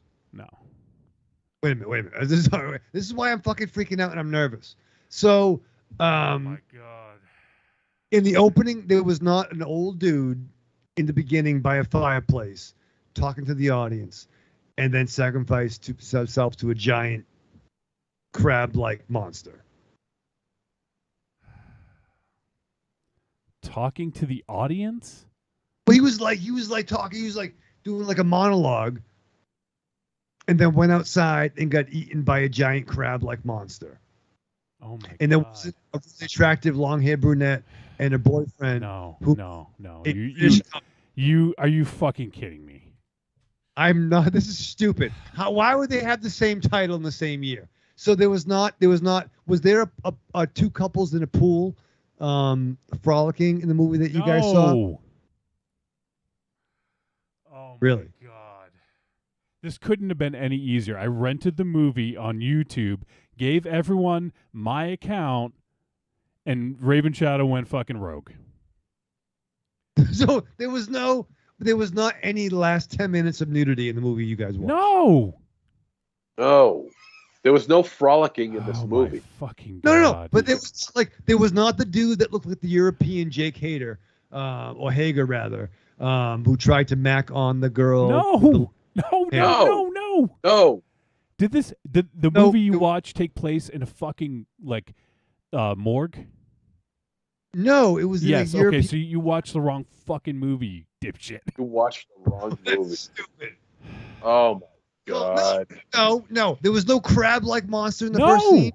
Oh. We've told you 5 fucking times. Oh my God, dude. How? Are you that technologically averse that I send you the information to do the thing and you're like, I'm going to fuck it up, so I'm not going to do that. I'm going to go rogue. No, because I read I was getting a meat pie from the fried chicken joint earlier today, and I read E.F. Contentman's review of it, and I'm like, oh, that's when I first got my anxiety around 12:05 today. There's 6 movies that come up when I type in The Offering on IMDb. Are they all from 2023, and they're all called The Offering? This is the only one from 2023 that I'm looking at. That's so there was no. Does the poster that's on the screen right now bear any resemblance to the movie that you saw? I just see a brown cloth. Actually, it says 2022 because that's when it hit festivals. So there's actually no offering from 2023, technically. Well, I think this should be listen. This should be a committee brought together to discuss fucking to movie. kick you off the show for watching the wrong movie. Yeah. We should start. We got to do a poll or something. I was trying to help because Monster Zero had problems, and I thought he didn't have problems. He logged into my account, so I had to help him log into my account because it thought it was someone stealing my account. I had to verify it. That's all. That's not a problem. You've done that before. You've done that same thing before when we've shared a YouTube. True, but I've also helped him because he didn't scroll far back enough in the chat. So there was no. No. You watched the wrong movie. No. That's anything you say is not going to be in the one that we watched. Raven Shadow, how do you manage to live this long? I don't know. Oh my god.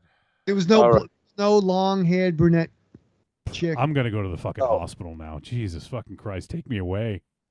There was no Looks like dead it's- rabbits. Wolfie, it looks like it's just you and me, dude. This is stupid. You're right. It is stupid. It's incredibly stupid that you watch the wrong fucking movie. Well, look at it this way. Look at it this I way. put it on a fucking silver platter. Wolfie, look at it this way. It took 547 episodes for this to happen, and it's only happened once. It It's did a happen. miracle. Actually, I think it didn't happen to you, Monster Zero. Yeah, I think it did. I think you watched the wrong movie No. once. Never happened. I forget what that was. Let me look. That never happened to me. No, I think it did. I think it did. No, that never happened to me. Oh man, I think it did. Sector 7 was at it or something early on. It was early on. Something It might very early on. pre like first Castle Wolfenstein, like flip phone days. I'll find out. But Wait a minute. So all right. So there was not an old dude that sacrificed himself outside of like no Peeing Castle to a white crab Cthulhu looking. No. Oh. How many fucking times I have to say no? No hot chick with long blonde hair that got naked and got fucked by a demon at the end. No nudity in this movie. Oh my There was god. I watched the wrong movie. No shit. That's stupid. Welcome though. to 10 Stop minutes ago. being the movie's offering. What's the movie called?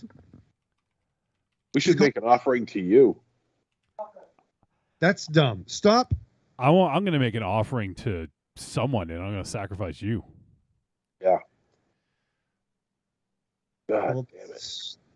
What? Why would there be a 2022 movie called The Offering, and why would there be a 2023 movie called The Offering? Oh, the movie came out in 2022. We're not reviewing Well, it. Until... it depends on where you're looking. If you're looking online, like when you rent the movie or whatever, it's going to come up as 2023. But it hit festivals in 2022, so on IMDb it says 2022. There was a movie called H.P. Lovecraft's Monster Portal that was also named The Offering originally, and then it was changed. Okay, that makes sense because when it was over, the title card was Monster Portal. I'm like, that's weird because I thought this was The Offering. So I watched Monster Portal. Yepers. Shut up. You're not allowed to talk anymore. Please, someone kill me. Wolfie, it's just you and me, dude. Well, that's stupid. No, what's stupid is you not using the fucking info I gave you. Why would you not do that? Because I was trying to help Monster Zero. I gave him the info, and I felt that he wanted to use it. What are you fucking talking about? You gave him the info. I copied and pasted it because he didn't read it. No, I did read it. You didn't read it. No, Larry, I did read it. Let's get back to the real matter at hand, okay? Yeah, So, you not watching the right movie. That's the real matter. regardless, the problem was that I felt, Wolfie, you were busy, and Monster Zero was having a hard time. And even though you said he didn't have a hard time, I didn't have a hard time. You're thinking of like 2 weeks ago. I'm thinking about one day ago. I can. He didn't have a hard time. He did because he asked me if before posting Cold Stone clips. But no, then you couldn't find it. And I said, oh, did you use Wolfie's login? He said, I don't know anything about that. And I copied and pasted it. And you said, okay, thank you. Remember that? Remember how I saved you? That's that part. Yeah. And then I copied and pasted the exact movie that we were watching. But yeah, I posted all that stuff and you watched it before you choked on more food. So then why didn't you follow what you were doing for me? Because I yeah, like I don't know. It doesn't even that you make it. Your argument is making it worse. You sent me the right information, but then you didn't follow that information yourself. Because I thought I was going to help you, and then I thought, well, I could just work on. I could work on some other stuff on my side, and then. But why would all right? If your movie's called Monster Portal, why would you call it The Offering? Because that's the name of movies. Movies movie. Sometimes have different titles in different places. Or when they're it wouldn't surprise me if this movie was to be called The Taker of Children. Well, it was actually supposed to be called Abizu originally. The Offering that me and MZ saw, which would have been a better fucking name. I'm not Raven Shadow. This is not me supporting you. I think the title is terrible for this movie, and I think it should be changed. Not because of the issue you're having, but it's so generic. It's such a generic. Yeah. Why wouldn't they call it like, I don't know, like in it, they call a Kabbalist. A Kabbalist. They called a Kabbalist. Yeah, that's right. That's right. EF said, yeah, why wouldn't you call it something like the Kabbalist? Yeah. You know, or any number of things. Abizu is a better name. Whatever. Like it's not a good name. And my guess is that whomever picked this up probably was like, we need a different name that is, you know, more acceptable to theater going audiences. Yeah. It was a very generic title. Extremely super generic. Because I mean, there's the offerings, there's burnt offerings, there's the offering. I mean, so many movies with the word offering in it. Yeah. Now, I mean, from strictly advertising standpoint, you could see why they would get away from what is it, Bizu? Abizu. You can understand why they would get away from that. It's not attractive. It's not, it only caters to a certain demographic. But picking The Offering is about as lazy of a title choice as you could possibly get. All right, in the chat room, let me just read a few things here. The chat room's got to be Double exploded. D says, haha, this is outstanding. Angry Townsman says, this is perfect. Double D wants to see the movie Raven Shadow saw. And then Double D says, anyone can make the same mistake, DT. It's okay. And I replied, no, they can't. I gave him my fucking login credentials to watch the correct movie, and he ignored it like a dummy. Creepy Girl says, yeah, Raven's movie sounds kind of cool. Raven, did you like the film you watched? Inquiring minds want to know. If it had nudity, yes, he fucking liked it, I'm sure. Yeah. Well, did you like it? Did you like it, Raven Child? Trick or treat? Because it doesn't fucking matter. You're not getting a verdict. It was a giant fucking Cthulhu claw demon, and there was a party at the end. There was more demons, and there were problems, and there was you know what I mean? It was like a lot of shit going on. Trying to get. So, did you like it? Trick or treat? It was actually I was having anxiety. I thought it would be more of a tepid treat. Evil Corny says, I'm crying right now. Raven Shadow got the brain fog MZ is supposed to be experiencing. Creepy Girl says, oh, don't be hard on him. Things happen. A lot of movies have the same name. Creepy Girl, yes, that would be fine. That's the problem. That would be fine if I didn't serve the fucking movie up on a silver platter. I took Patreon money, rented this on my YouTube account so all the guys could watch it. And what did Raven Shadow do? He didn't use my fucking login credentials. It's your own fucking fault. I'm going to be hard on him because it's like I served it up. Here you go. I rented the movie for all of you guys. You did. No, Wolfie. You did. I'm not blaming you. It's not your fault. You better I'm not- fucking not be blaming me. I'll say that. Wolfie. I'm not saying it's your fault, but No. fault. You remove that fucking butt. I'd say it's your fault, but it's your fault. Yeah, I'm not saying it's your fault. Evil Corny says, "Bless Raven Shadow's heart." I know what that means, Corny. He says he's cackling like Palpatine right now. You son of a beast. No. But like, I have anxiety about logins sometimes, and Oh my god.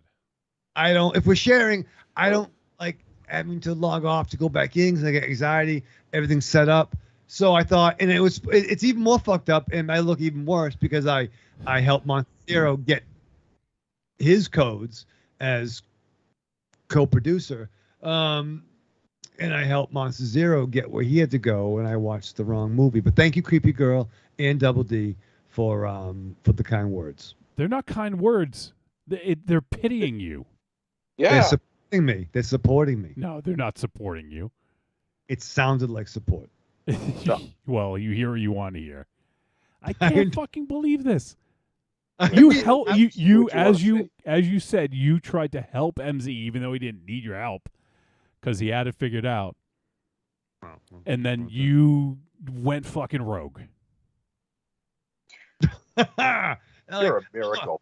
I am a miracle, and yeah, it's I was like fucking Mike Ness. I was wrong. It's the Social D song.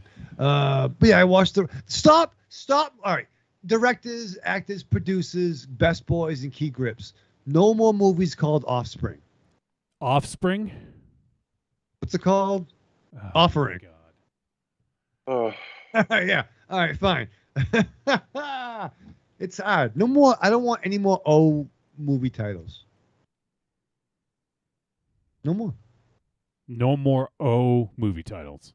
It's confusing. But really, why would you do that? Like, I'm not going to make a movie in 2024 called Endgame. Okay? You know why? Already is one. I guess you could do a remake. But no. I'm sorry. I thought I was doing the right thing. I thought I was trying to contribute. I thought we could talk about a giant clawed demon who there was a fucking actually Creepy Girl, there was a fucking Walheim scream. And you know that thing. Walheim? What do you call it? Walheim? MZ. Willem? Can you come from Maine to Maryland and just fucking stick a fucking use your gun? Jesus Christ, just end it. Walheim? What do you call it? Wilhelm. Broheim? Wilhelm. A Wilhelm. Willie Helm. Willie Mays Helm. Creepy Girl just laughed at you for saying Offspring. How you feel about that? Well, come out and play. That was the Offspring song in the 90s. Oh my god. Got to keep them separated. Holy shit. All right, well, I'm sorry. I fucked up. I'm sorry. I'll tell you this. There's no separation between you and wallpaper paste. You're right in wallpaper paste. No, you did it too. All right, well, I'm intrigued now. Maybe we'll watch this movie over the weekend. Marion. Well, my fucking 48-hour rental ended. So good luck. Good luck figuring out how to buy it on your own. Is it at Walmart? Is it at? No, rent. Well, I tried to. I didn't know. All right. No, I'm not going to throw anyone else under the bus. It's not Aries' fault. There's no one else to throw under the bus except for yourself. I'm not saying I blame Aries. Aries has nothing to do with this. Well, this is all on you. He's conspicuous by his absence, and I'm not saying I blame him. He probably watched the right movie, and he's not even here. Well, I thought I was trying to help. I was trying to be a team player, and a team player does what everyone else on the team does. A team But I'm player like doesn't go rogue. But I'm kind of like that guy on the team, though. I'm kind of like the the wild card, like the bad boy. Oh no, you're The not. one who always gets in That's- trouble and then everyone else has to save his ass? That one? We'll get You're a wild card. You're a wild card in the idea that you're the one that needs to be saved all the time. Yeah. How are you? How are you a wild card in the way that you represent it? It's, I'm, I'm a little bad boy. Wolfie, could just continue this? All right. Well, I'm sorry. Trick or Treat Universe. I'm sorry, Creepy Girl. I'm sorry. Wolfie. I'm sorry. Wolfie. I love you. And I'm sorry. It's funny though, right? It's fucking funny. No, it's not. It's not funny. I No. wouldn't stop laughing monsters. It's pathetic. Well, that's a little rude. No, it's not. I don't know how, I don't want to hear that, Wolfie. I don't want you to. I don't want to. legit gave you my fucking info. You're not making this a safe space for me to come be honest with you. You're not. Evil Corpse is the guy on the team that scores for the opposite team. You just fucking shot into the wrong basket. You Jose Canseco'd that fucking home run. Went off your fucking head into the fucking crowd. Jesus Christ. You ran the wrong way for a touchdown. No one's stopping me. Why is the path so clear? No one's tackling me. It's like they're all letting me run by. All right, well, Wolfie, let's continue. You and I. All right. At least you haven't blamed Marion yet. Jeez. No. I will take Blame ownership. everyone else. Yeah. I'm not saying I blame Corny. But. Oh, man. I can't remember the last time I've been this angry on the fucking show. Yes. Oh, shit. I hope he's really pissed. I'm sorry, dude. I'm. All right. Next time I rent a fucking movie, I use the Patreon money. Watch the fucking movie that I send you, okay? I tried to help. It was no. No, you didn't try to help. You did the opposite. The exact opposite of help. You hindered. Evil Corn says you owe Wolfie therapy money, Raven Shadow. That's for a long. I'm not the only one. Yeah, it's not just this episode. To be fair, probably at least 4 to 5 cats that owe Wolfie some money. I can laugh at this at some other time, but for now, I do want to talk about what we did see. So, and you're gonna stay there, Raven Shadow, and we're gonna talk about the movie, and you're gonna listen. I'm not gonna yell or try to escape, but I just want you to know that I apologize. All right. So, anyways, since we spent so much time on that, I don't have much time to actually talk about the movie. But I mean, I've already sort of highlighted some of the things I like. I did like the mysticism angle on this. I think, but it ends up being a little bit of a standard film, despite having some differences. Something that sets it apart. I did think that there was some pretty cool scenes. I did like a lot of the stuff in the morgue. I wouldn't have minded if there was more of that.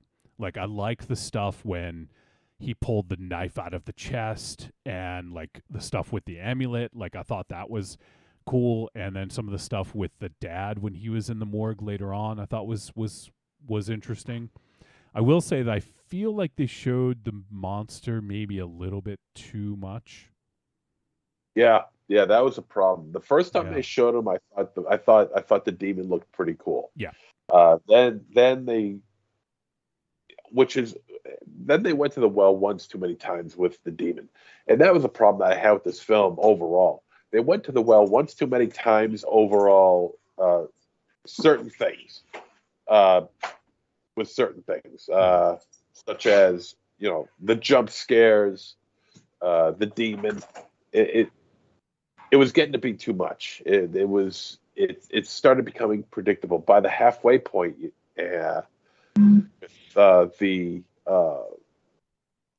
with the orchestral tones that the soundtrack was playing, you kind of knew when something was going to happen. So the scare factor was gone there.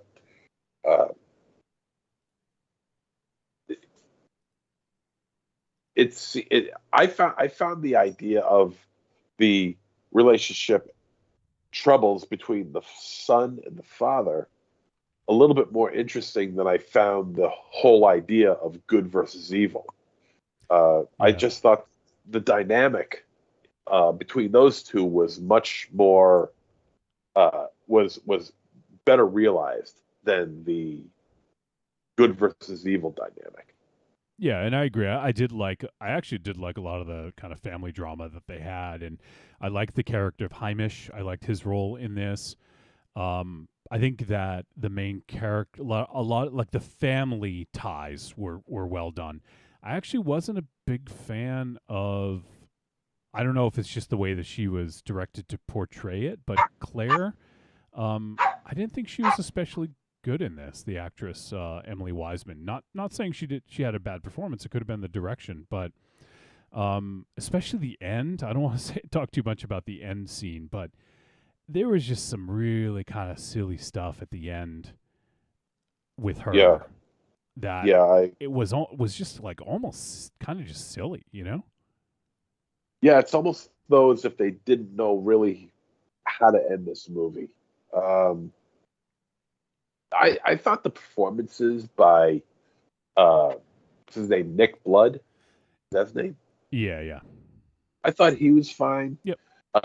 The one who played his wife, I thought was okay, but overall, it has nothing really to do with their performance. It has to do with the material, and I thought the material just started becoming very lazy. I mean, we've seen this type of movie dozens of times, and it just seemed to follow the same pattern that they all follow. It just happens to be following under a Jewish religious aspect, and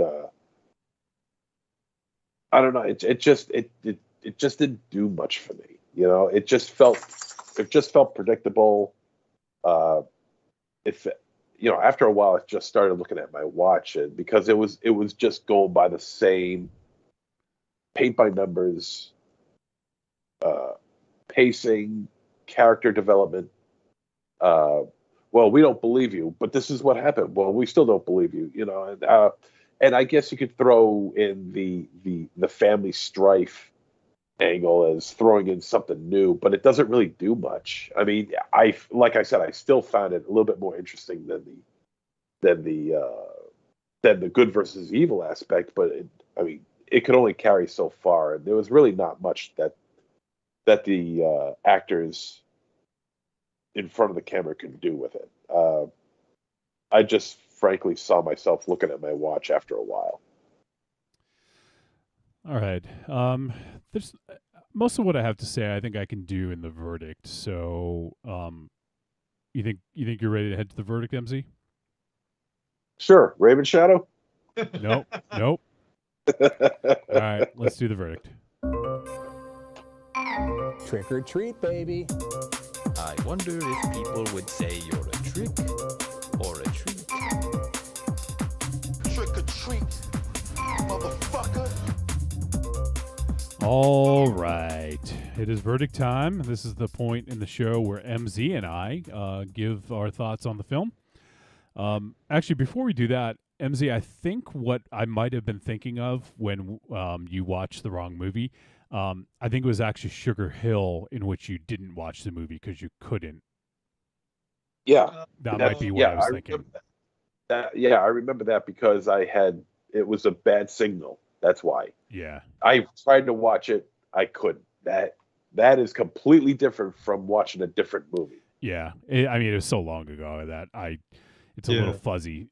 Sugar Hill was episode 11. It's over 10 years ago. So And that was the first one that I was on to discuss the movie. It was before it was. Oh, right. So MZ didn't watch the movie, and you did.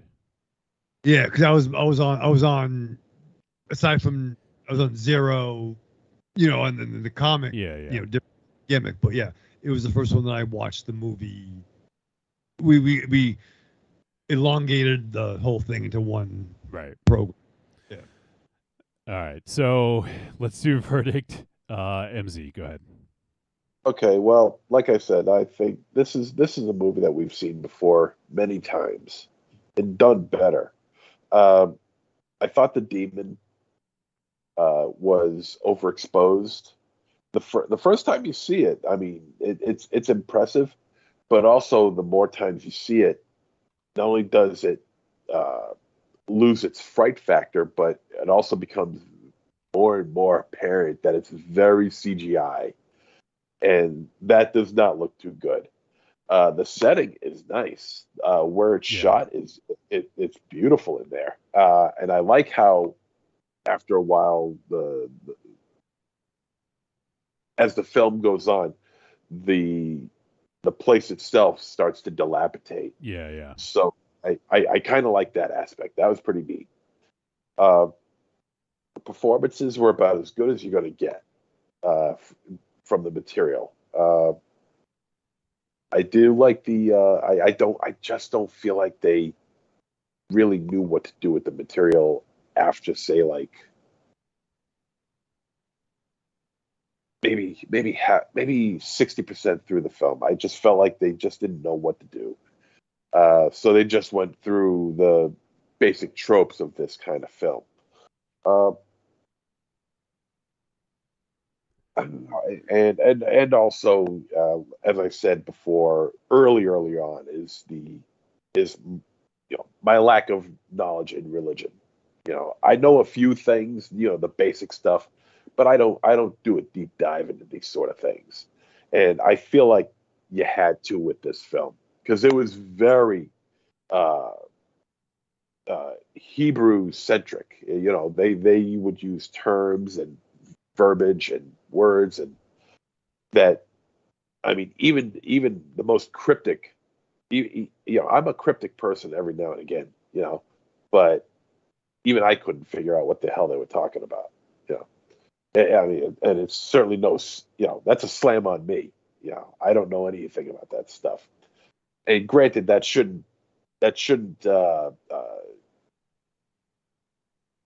sway my ideas to whether I think this movie's a trick or a treat, but it would help, if I knew what they were talking about. The ending was kind of silly. Yeah, the ending was a bit silly, and I was really hoping for something a little better than this. The title stinks. Outside of really I think outside of the setting and even the score was pretty good too, but it gave too much away. And it's constant use of jump scares. I mean, if something hasn't happened in a couple of minutes, sit still, something will, and it'll be a jump scare. I have to give this one a trick. I just didn't really feel this one out. All right. Trick for MZ. For me, well, actually, before I get into mine, I just wanted to real quick read about Abizu, the demon that they use here. Abizu is a female demon and was blamed for miscarriages and infant mortality, and was said to be motivated by envy, as she herself was infertile. In the Coptic Egypt, she is identified with. Well, I don't need to read that. It's pretty much. Let's see. Yeah, I'll keep it there. It kind of they mentioned that's kind of a trickster demon, and so for me there is actually a decent amount to like about this. I really like the opening before the opening credit or the opening title. I like the idea of how the demon got into the morgue. I thought that was different. I don't remember seeing something like that of how it traveled. And the interesting thing is, I feel like it's almost in a subversion of the typical idea of trying to remove a demon from somebody, where in this, kind of the goal, like in the beginning, in the first couple minutes, the guy is trying to get the demon to enter him so he can trap it.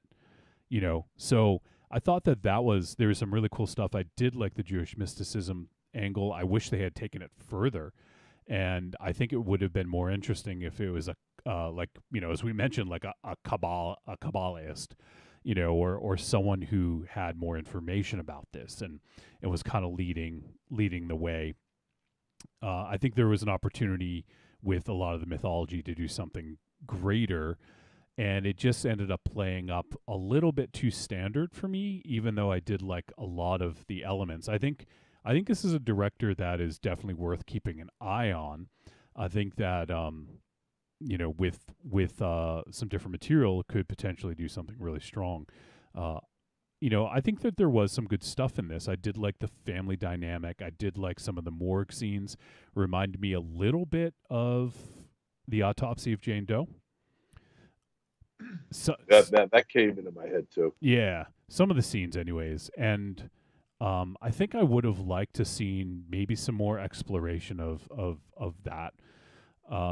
But overall, I mean, there was some good. There was some stuff that was just standard, like this is what you would expect from this kind of thing. And I wish it had deviated a little bit more, even, because I think that they did subvert some expectations in some ways, but not enough to make it really stand out. So what makes this movie stand out from the pack is that it's about, like Jewish mysticism as opposed to being based in, Christian religion or something. So, I think it's worth a watch for some horror fans that dig this kind of thing. But it's one of those that if you've seen a lot of these possession films, it's not really doing a lot different. So, I mean, your mileage may vary. I would, if you're on the fence, maybe wait till it hits streaming. For now, it's only available theatrically and also on VOD. So, yeah, there you go. For me, I'm going to say it's a tepid treat, I'd say. So, although one thing I did like is I did like the sigil in the floor. Oh yeah, I thought that was really elaborate and really cool. Yeah, I wish, like, I don't know. I don't want to talk about it because it's kind of near the end. But there's a scene with the circle that was just kind of like silly, So I wish they had done some different things at the end. But there you go. There is, okay, Raven Shot. I don't want to completely exclude you. Are you interested in this movie? I am intrigued. I am intrigued by the conversations that were had and the film that I missed. Would you recommend people watch the movie that you watched? No, because they'll get in trouble by fucking Wolfie. So don't watch. It's a bad movie. Don't watch that movie. It was fine. The movie I watched, it had more Cthulhu. I mean, it was definitely more. It was a fucking Lovecraftian thing. They had squids and they had fucking serpents and fucking. And I'm not a big Cthulhu guy. Like I don't. It's not my gimmick.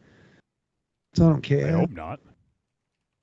Yeah. But there was some nudity, and there was a Cthulhu demon had sex with a person. That's fun. But yeah, no.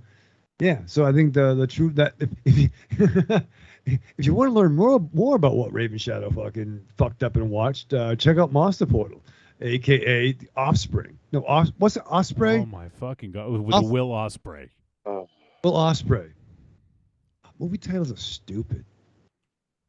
Yeah, Monster Portal, aka The Offering, which is not the offering that Monster Zero and Wolfie talked about. One's got Jewish mysticism, the other one's more Cthulhu based. I didn't write either one. Thankfully. Thankfully. All right. Well, that's going to do it for our discussion of The Offering, directed by Oliver Park, Raven Shadow. And next week, Patreon Takeover. I know you're not going to watch the wrong movie because you love one of these movies. Oh, dude, I can't wait for Sunday. Like, I'm gonna start this movie around 10 a.m. Yeah, you have to get it all in because it's 9 hours long. I'm gonna watch it. I'm just gonna watch a different hour. You are different. I was gonna say you're not watching this in one sitting. There's no fucking way. Dude, this is blood in, blood out, bro. I'm gonna watch it and fucking. I'm gonna watch it all weekend. 10 sittings. No, I'm gonna watch it. I'm in the first hour in the bedroom, then maybe the living room, then downstairs. I can't wait. All right. So, yes, next week we have a Patreon takeover. It's going to be EF Contentment joining us, and he has chosen 2 films. Those films are, as Raven Shadow mentioned, Blood In, Blood Out, which you bonded with EF over, right? In one of the Blackout tapes?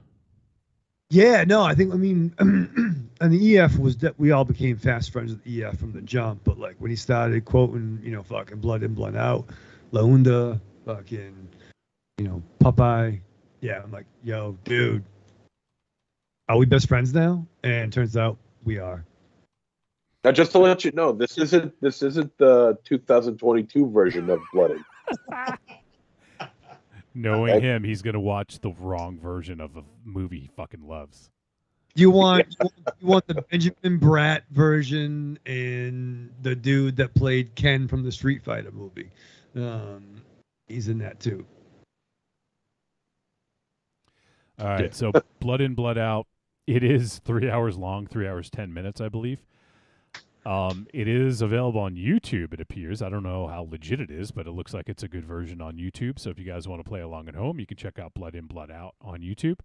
The original title, Raven Shadow, was Bound by Honor, just in case there's some confusion out there for anybody. And that's a fair point. Well done, Johnny. I think we can learn from our mistakes. Our mistakes? I'm not putting blame on anybody. I'm just saying. So say my mistake then. I'm not gonna. It's your mistake, Johnny. But it's no what? What? You said my mistake. But you said my mistake was your Michael Raven Shadow's fucking mistake. All right. I don't think we need to place blame. You were the one that fucking started it. Our mistake. You said our mistake. The collective. All right. I am Michael Raven Shadow of Sound, Mind, and Body. And I made a mistake. I made a mistake. I done fucked up. There we go. Okay. Thank you. I'm telling you. You admitted it. Congratulations. Christ. It's like pulling teeth with this guy. The other movie is, let me just pull it up on IMDb. It is Unman, Wittering, and Zigo. That's Wait, what'd you say? Unman, Wittering, and Zigo. Can you spell that? Rata, Nicto. Pretty much. Inve Maelstrom. How do you spell that? See? Unman, UNMAN, like unman. Yep. Comma, Wittering, WITTERING,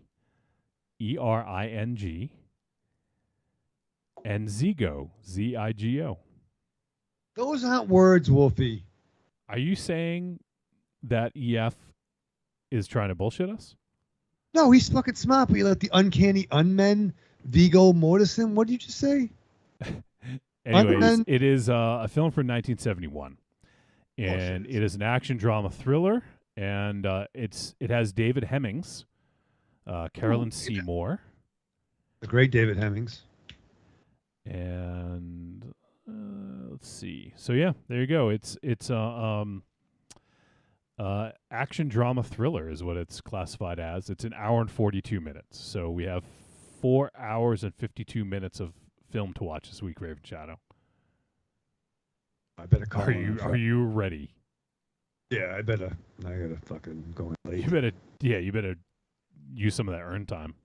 Yeah, it's gonna be a fucking the Long Island long haul next week.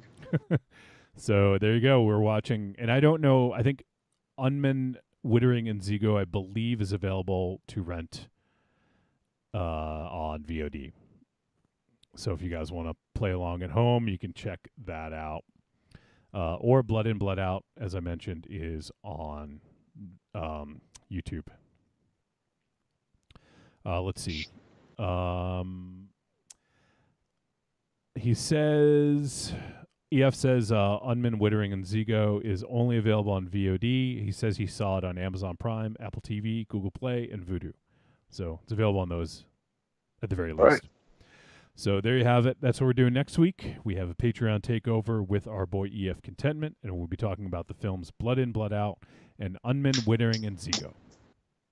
Right. All right. So that's next week. We got to finish this week up first. I didn't think we'd ever going to get there. We have one voice message. We did get one. I think it's just the one. Oh, let me check in. Casual Noob Sabat is watching on YouTube. He says, "Hey all, sorry, haven't been feeling good this week, so I didn't watch this one. I may be sick because I watched Cannibal Holocaust. I blame MZ." Thank you. Well, at least he watched the right one. That's right. Good for you.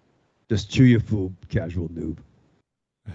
He did say we'll watch this one this weekend with the next movie though. Make sure you're watching the right one, casual noob. Yeah. Because apparently don't be a Raven Shadow. Yeah. In a world of MZs, don't be a Raven Shadow. Really? All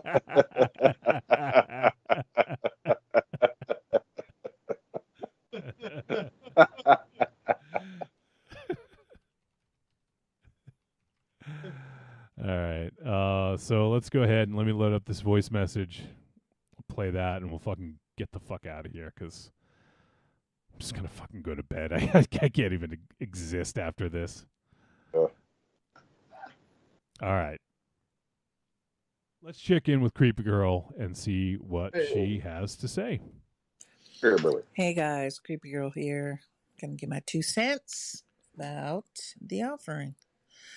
3 margaritas in right now. Having a rough day. Uh-huh. But anywho,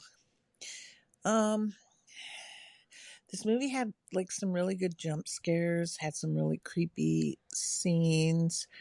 I like the Jewish, angle. It makes it kind of original and everything. But I felt like I watched the same thing at the beginning as I did towards the end. And then they had their little twist that was supposed to make everything okay. I don't know. It was good. But then at the same time, I think they could have done more.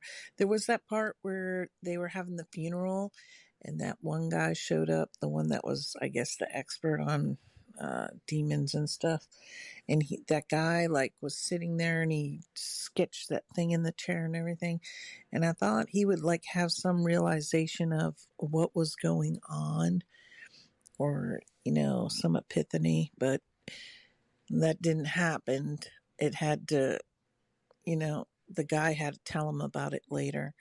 So right there, it kind of lagged for me. I was like, why didn't he notice that thing in the chair? And he started to say something when he came in, but then he never finished it. And I don't know. There was just things in it that I was like, I wanted more. But then there was some really cool stuff in it where I did like it. So I'm kind of half and half on it. I enjoyed it. I'm glad I watched it. But then, I don't know, the same thing happening at the beginning and the same thing happening at the ending was kind of And then, I guess the 2 little twists, the one beforehand and then the one at the end was supposed to make everything so wow. But I kind of saw all that coming, so I don't know. I it's maybe, as you guys would say, tepid treat for me. But okay, I don't even know what I'm saying. Yeah. I'm really 3 margaritas is a lot for me, you guys, a lot. So I don't even know if I'm slurring or whatever. Nah, you did great. But that's it. That's Creepy Girl. Love you guys. And I'm out. All right. what Yeah. All right, Creepy Girl. Thanks for the call. Appreciate you checking in, giving us your thoughts. It seemed like she was pretty similar to us. Yeah. Yeah. The one thing I will say is I didn't have a problem with having the ending be similar to the beginning. I think it was setting the rules and showing you what needed to happen, and then that way, you know, the ending made sense, or what they're trying to achieve with the end. I thought that the ending of the absolute ending of this movie, I thought was like darker than I expected. And I don't feel like, I don't know, like I feel like a better ending would have been better. Something to tie it up a little bit better, you know? Like it almost was like, okay, now we're left with this bummer, you know? Which I guess is okay. I mean, if you want a downbeat ending, that's fine too. But I don't know. It just seemed like a really easy out. Yeah. Because it's been done before. You know? Yeah. Yeah. Agreed. All right. So let me just double check, make sure we didn't get any other voice messages in the last little bit. And no more chats. Oh, Corny posted a picture of that John Travolta gif of him in like a store looking around, and he says Raven Shadow looking for the right movie to watch. Like from Pulp Fiction, him being confused. Yeah. All right, so I guess we could probably call it here. I mean, MZ is sick. We did say we were going to try and have a slightly shorter show tonight because of that. Do you guys have anything else briefly to discuss, or you just want to call it? I'm calling it. I'm done. I'm done. Done.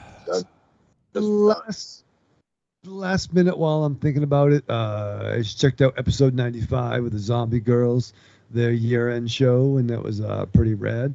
So they are 5 episodes away from 100.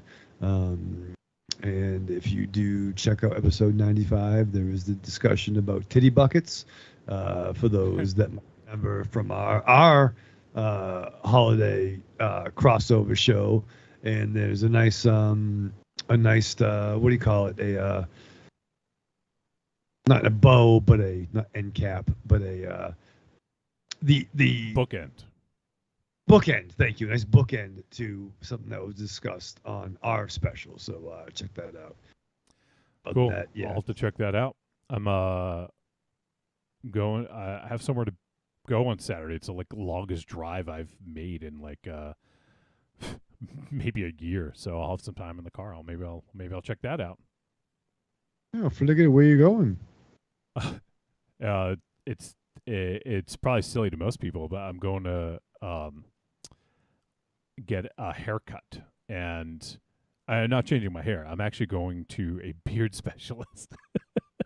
I've been I don't know if it's obvious because I wear black shirts and stuff, but I've been growing my beard, and so I want to have it shaped properly by someone who knows what the fuck they're doing, so that in the future I can shape it myself easier, you know.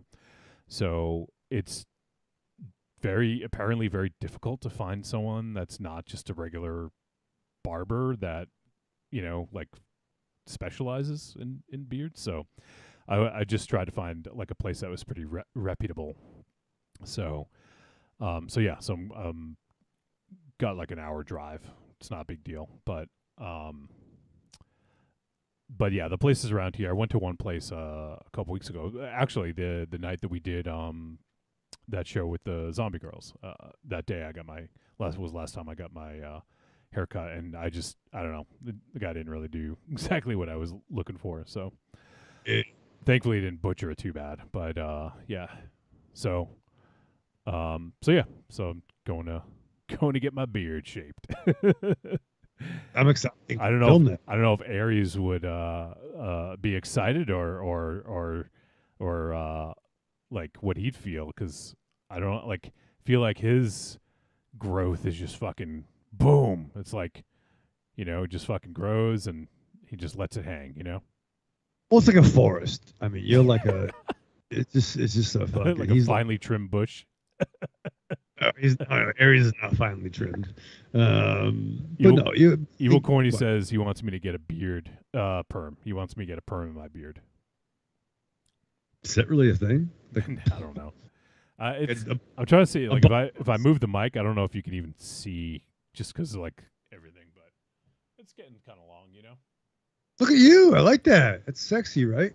So, but it grows out a lot, because it's like sides, it's pretty long right now.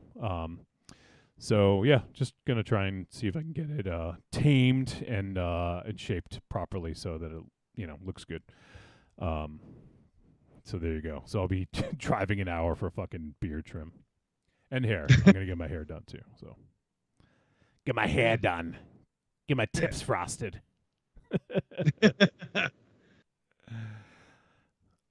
So there you have it. Useless info that nobody needed.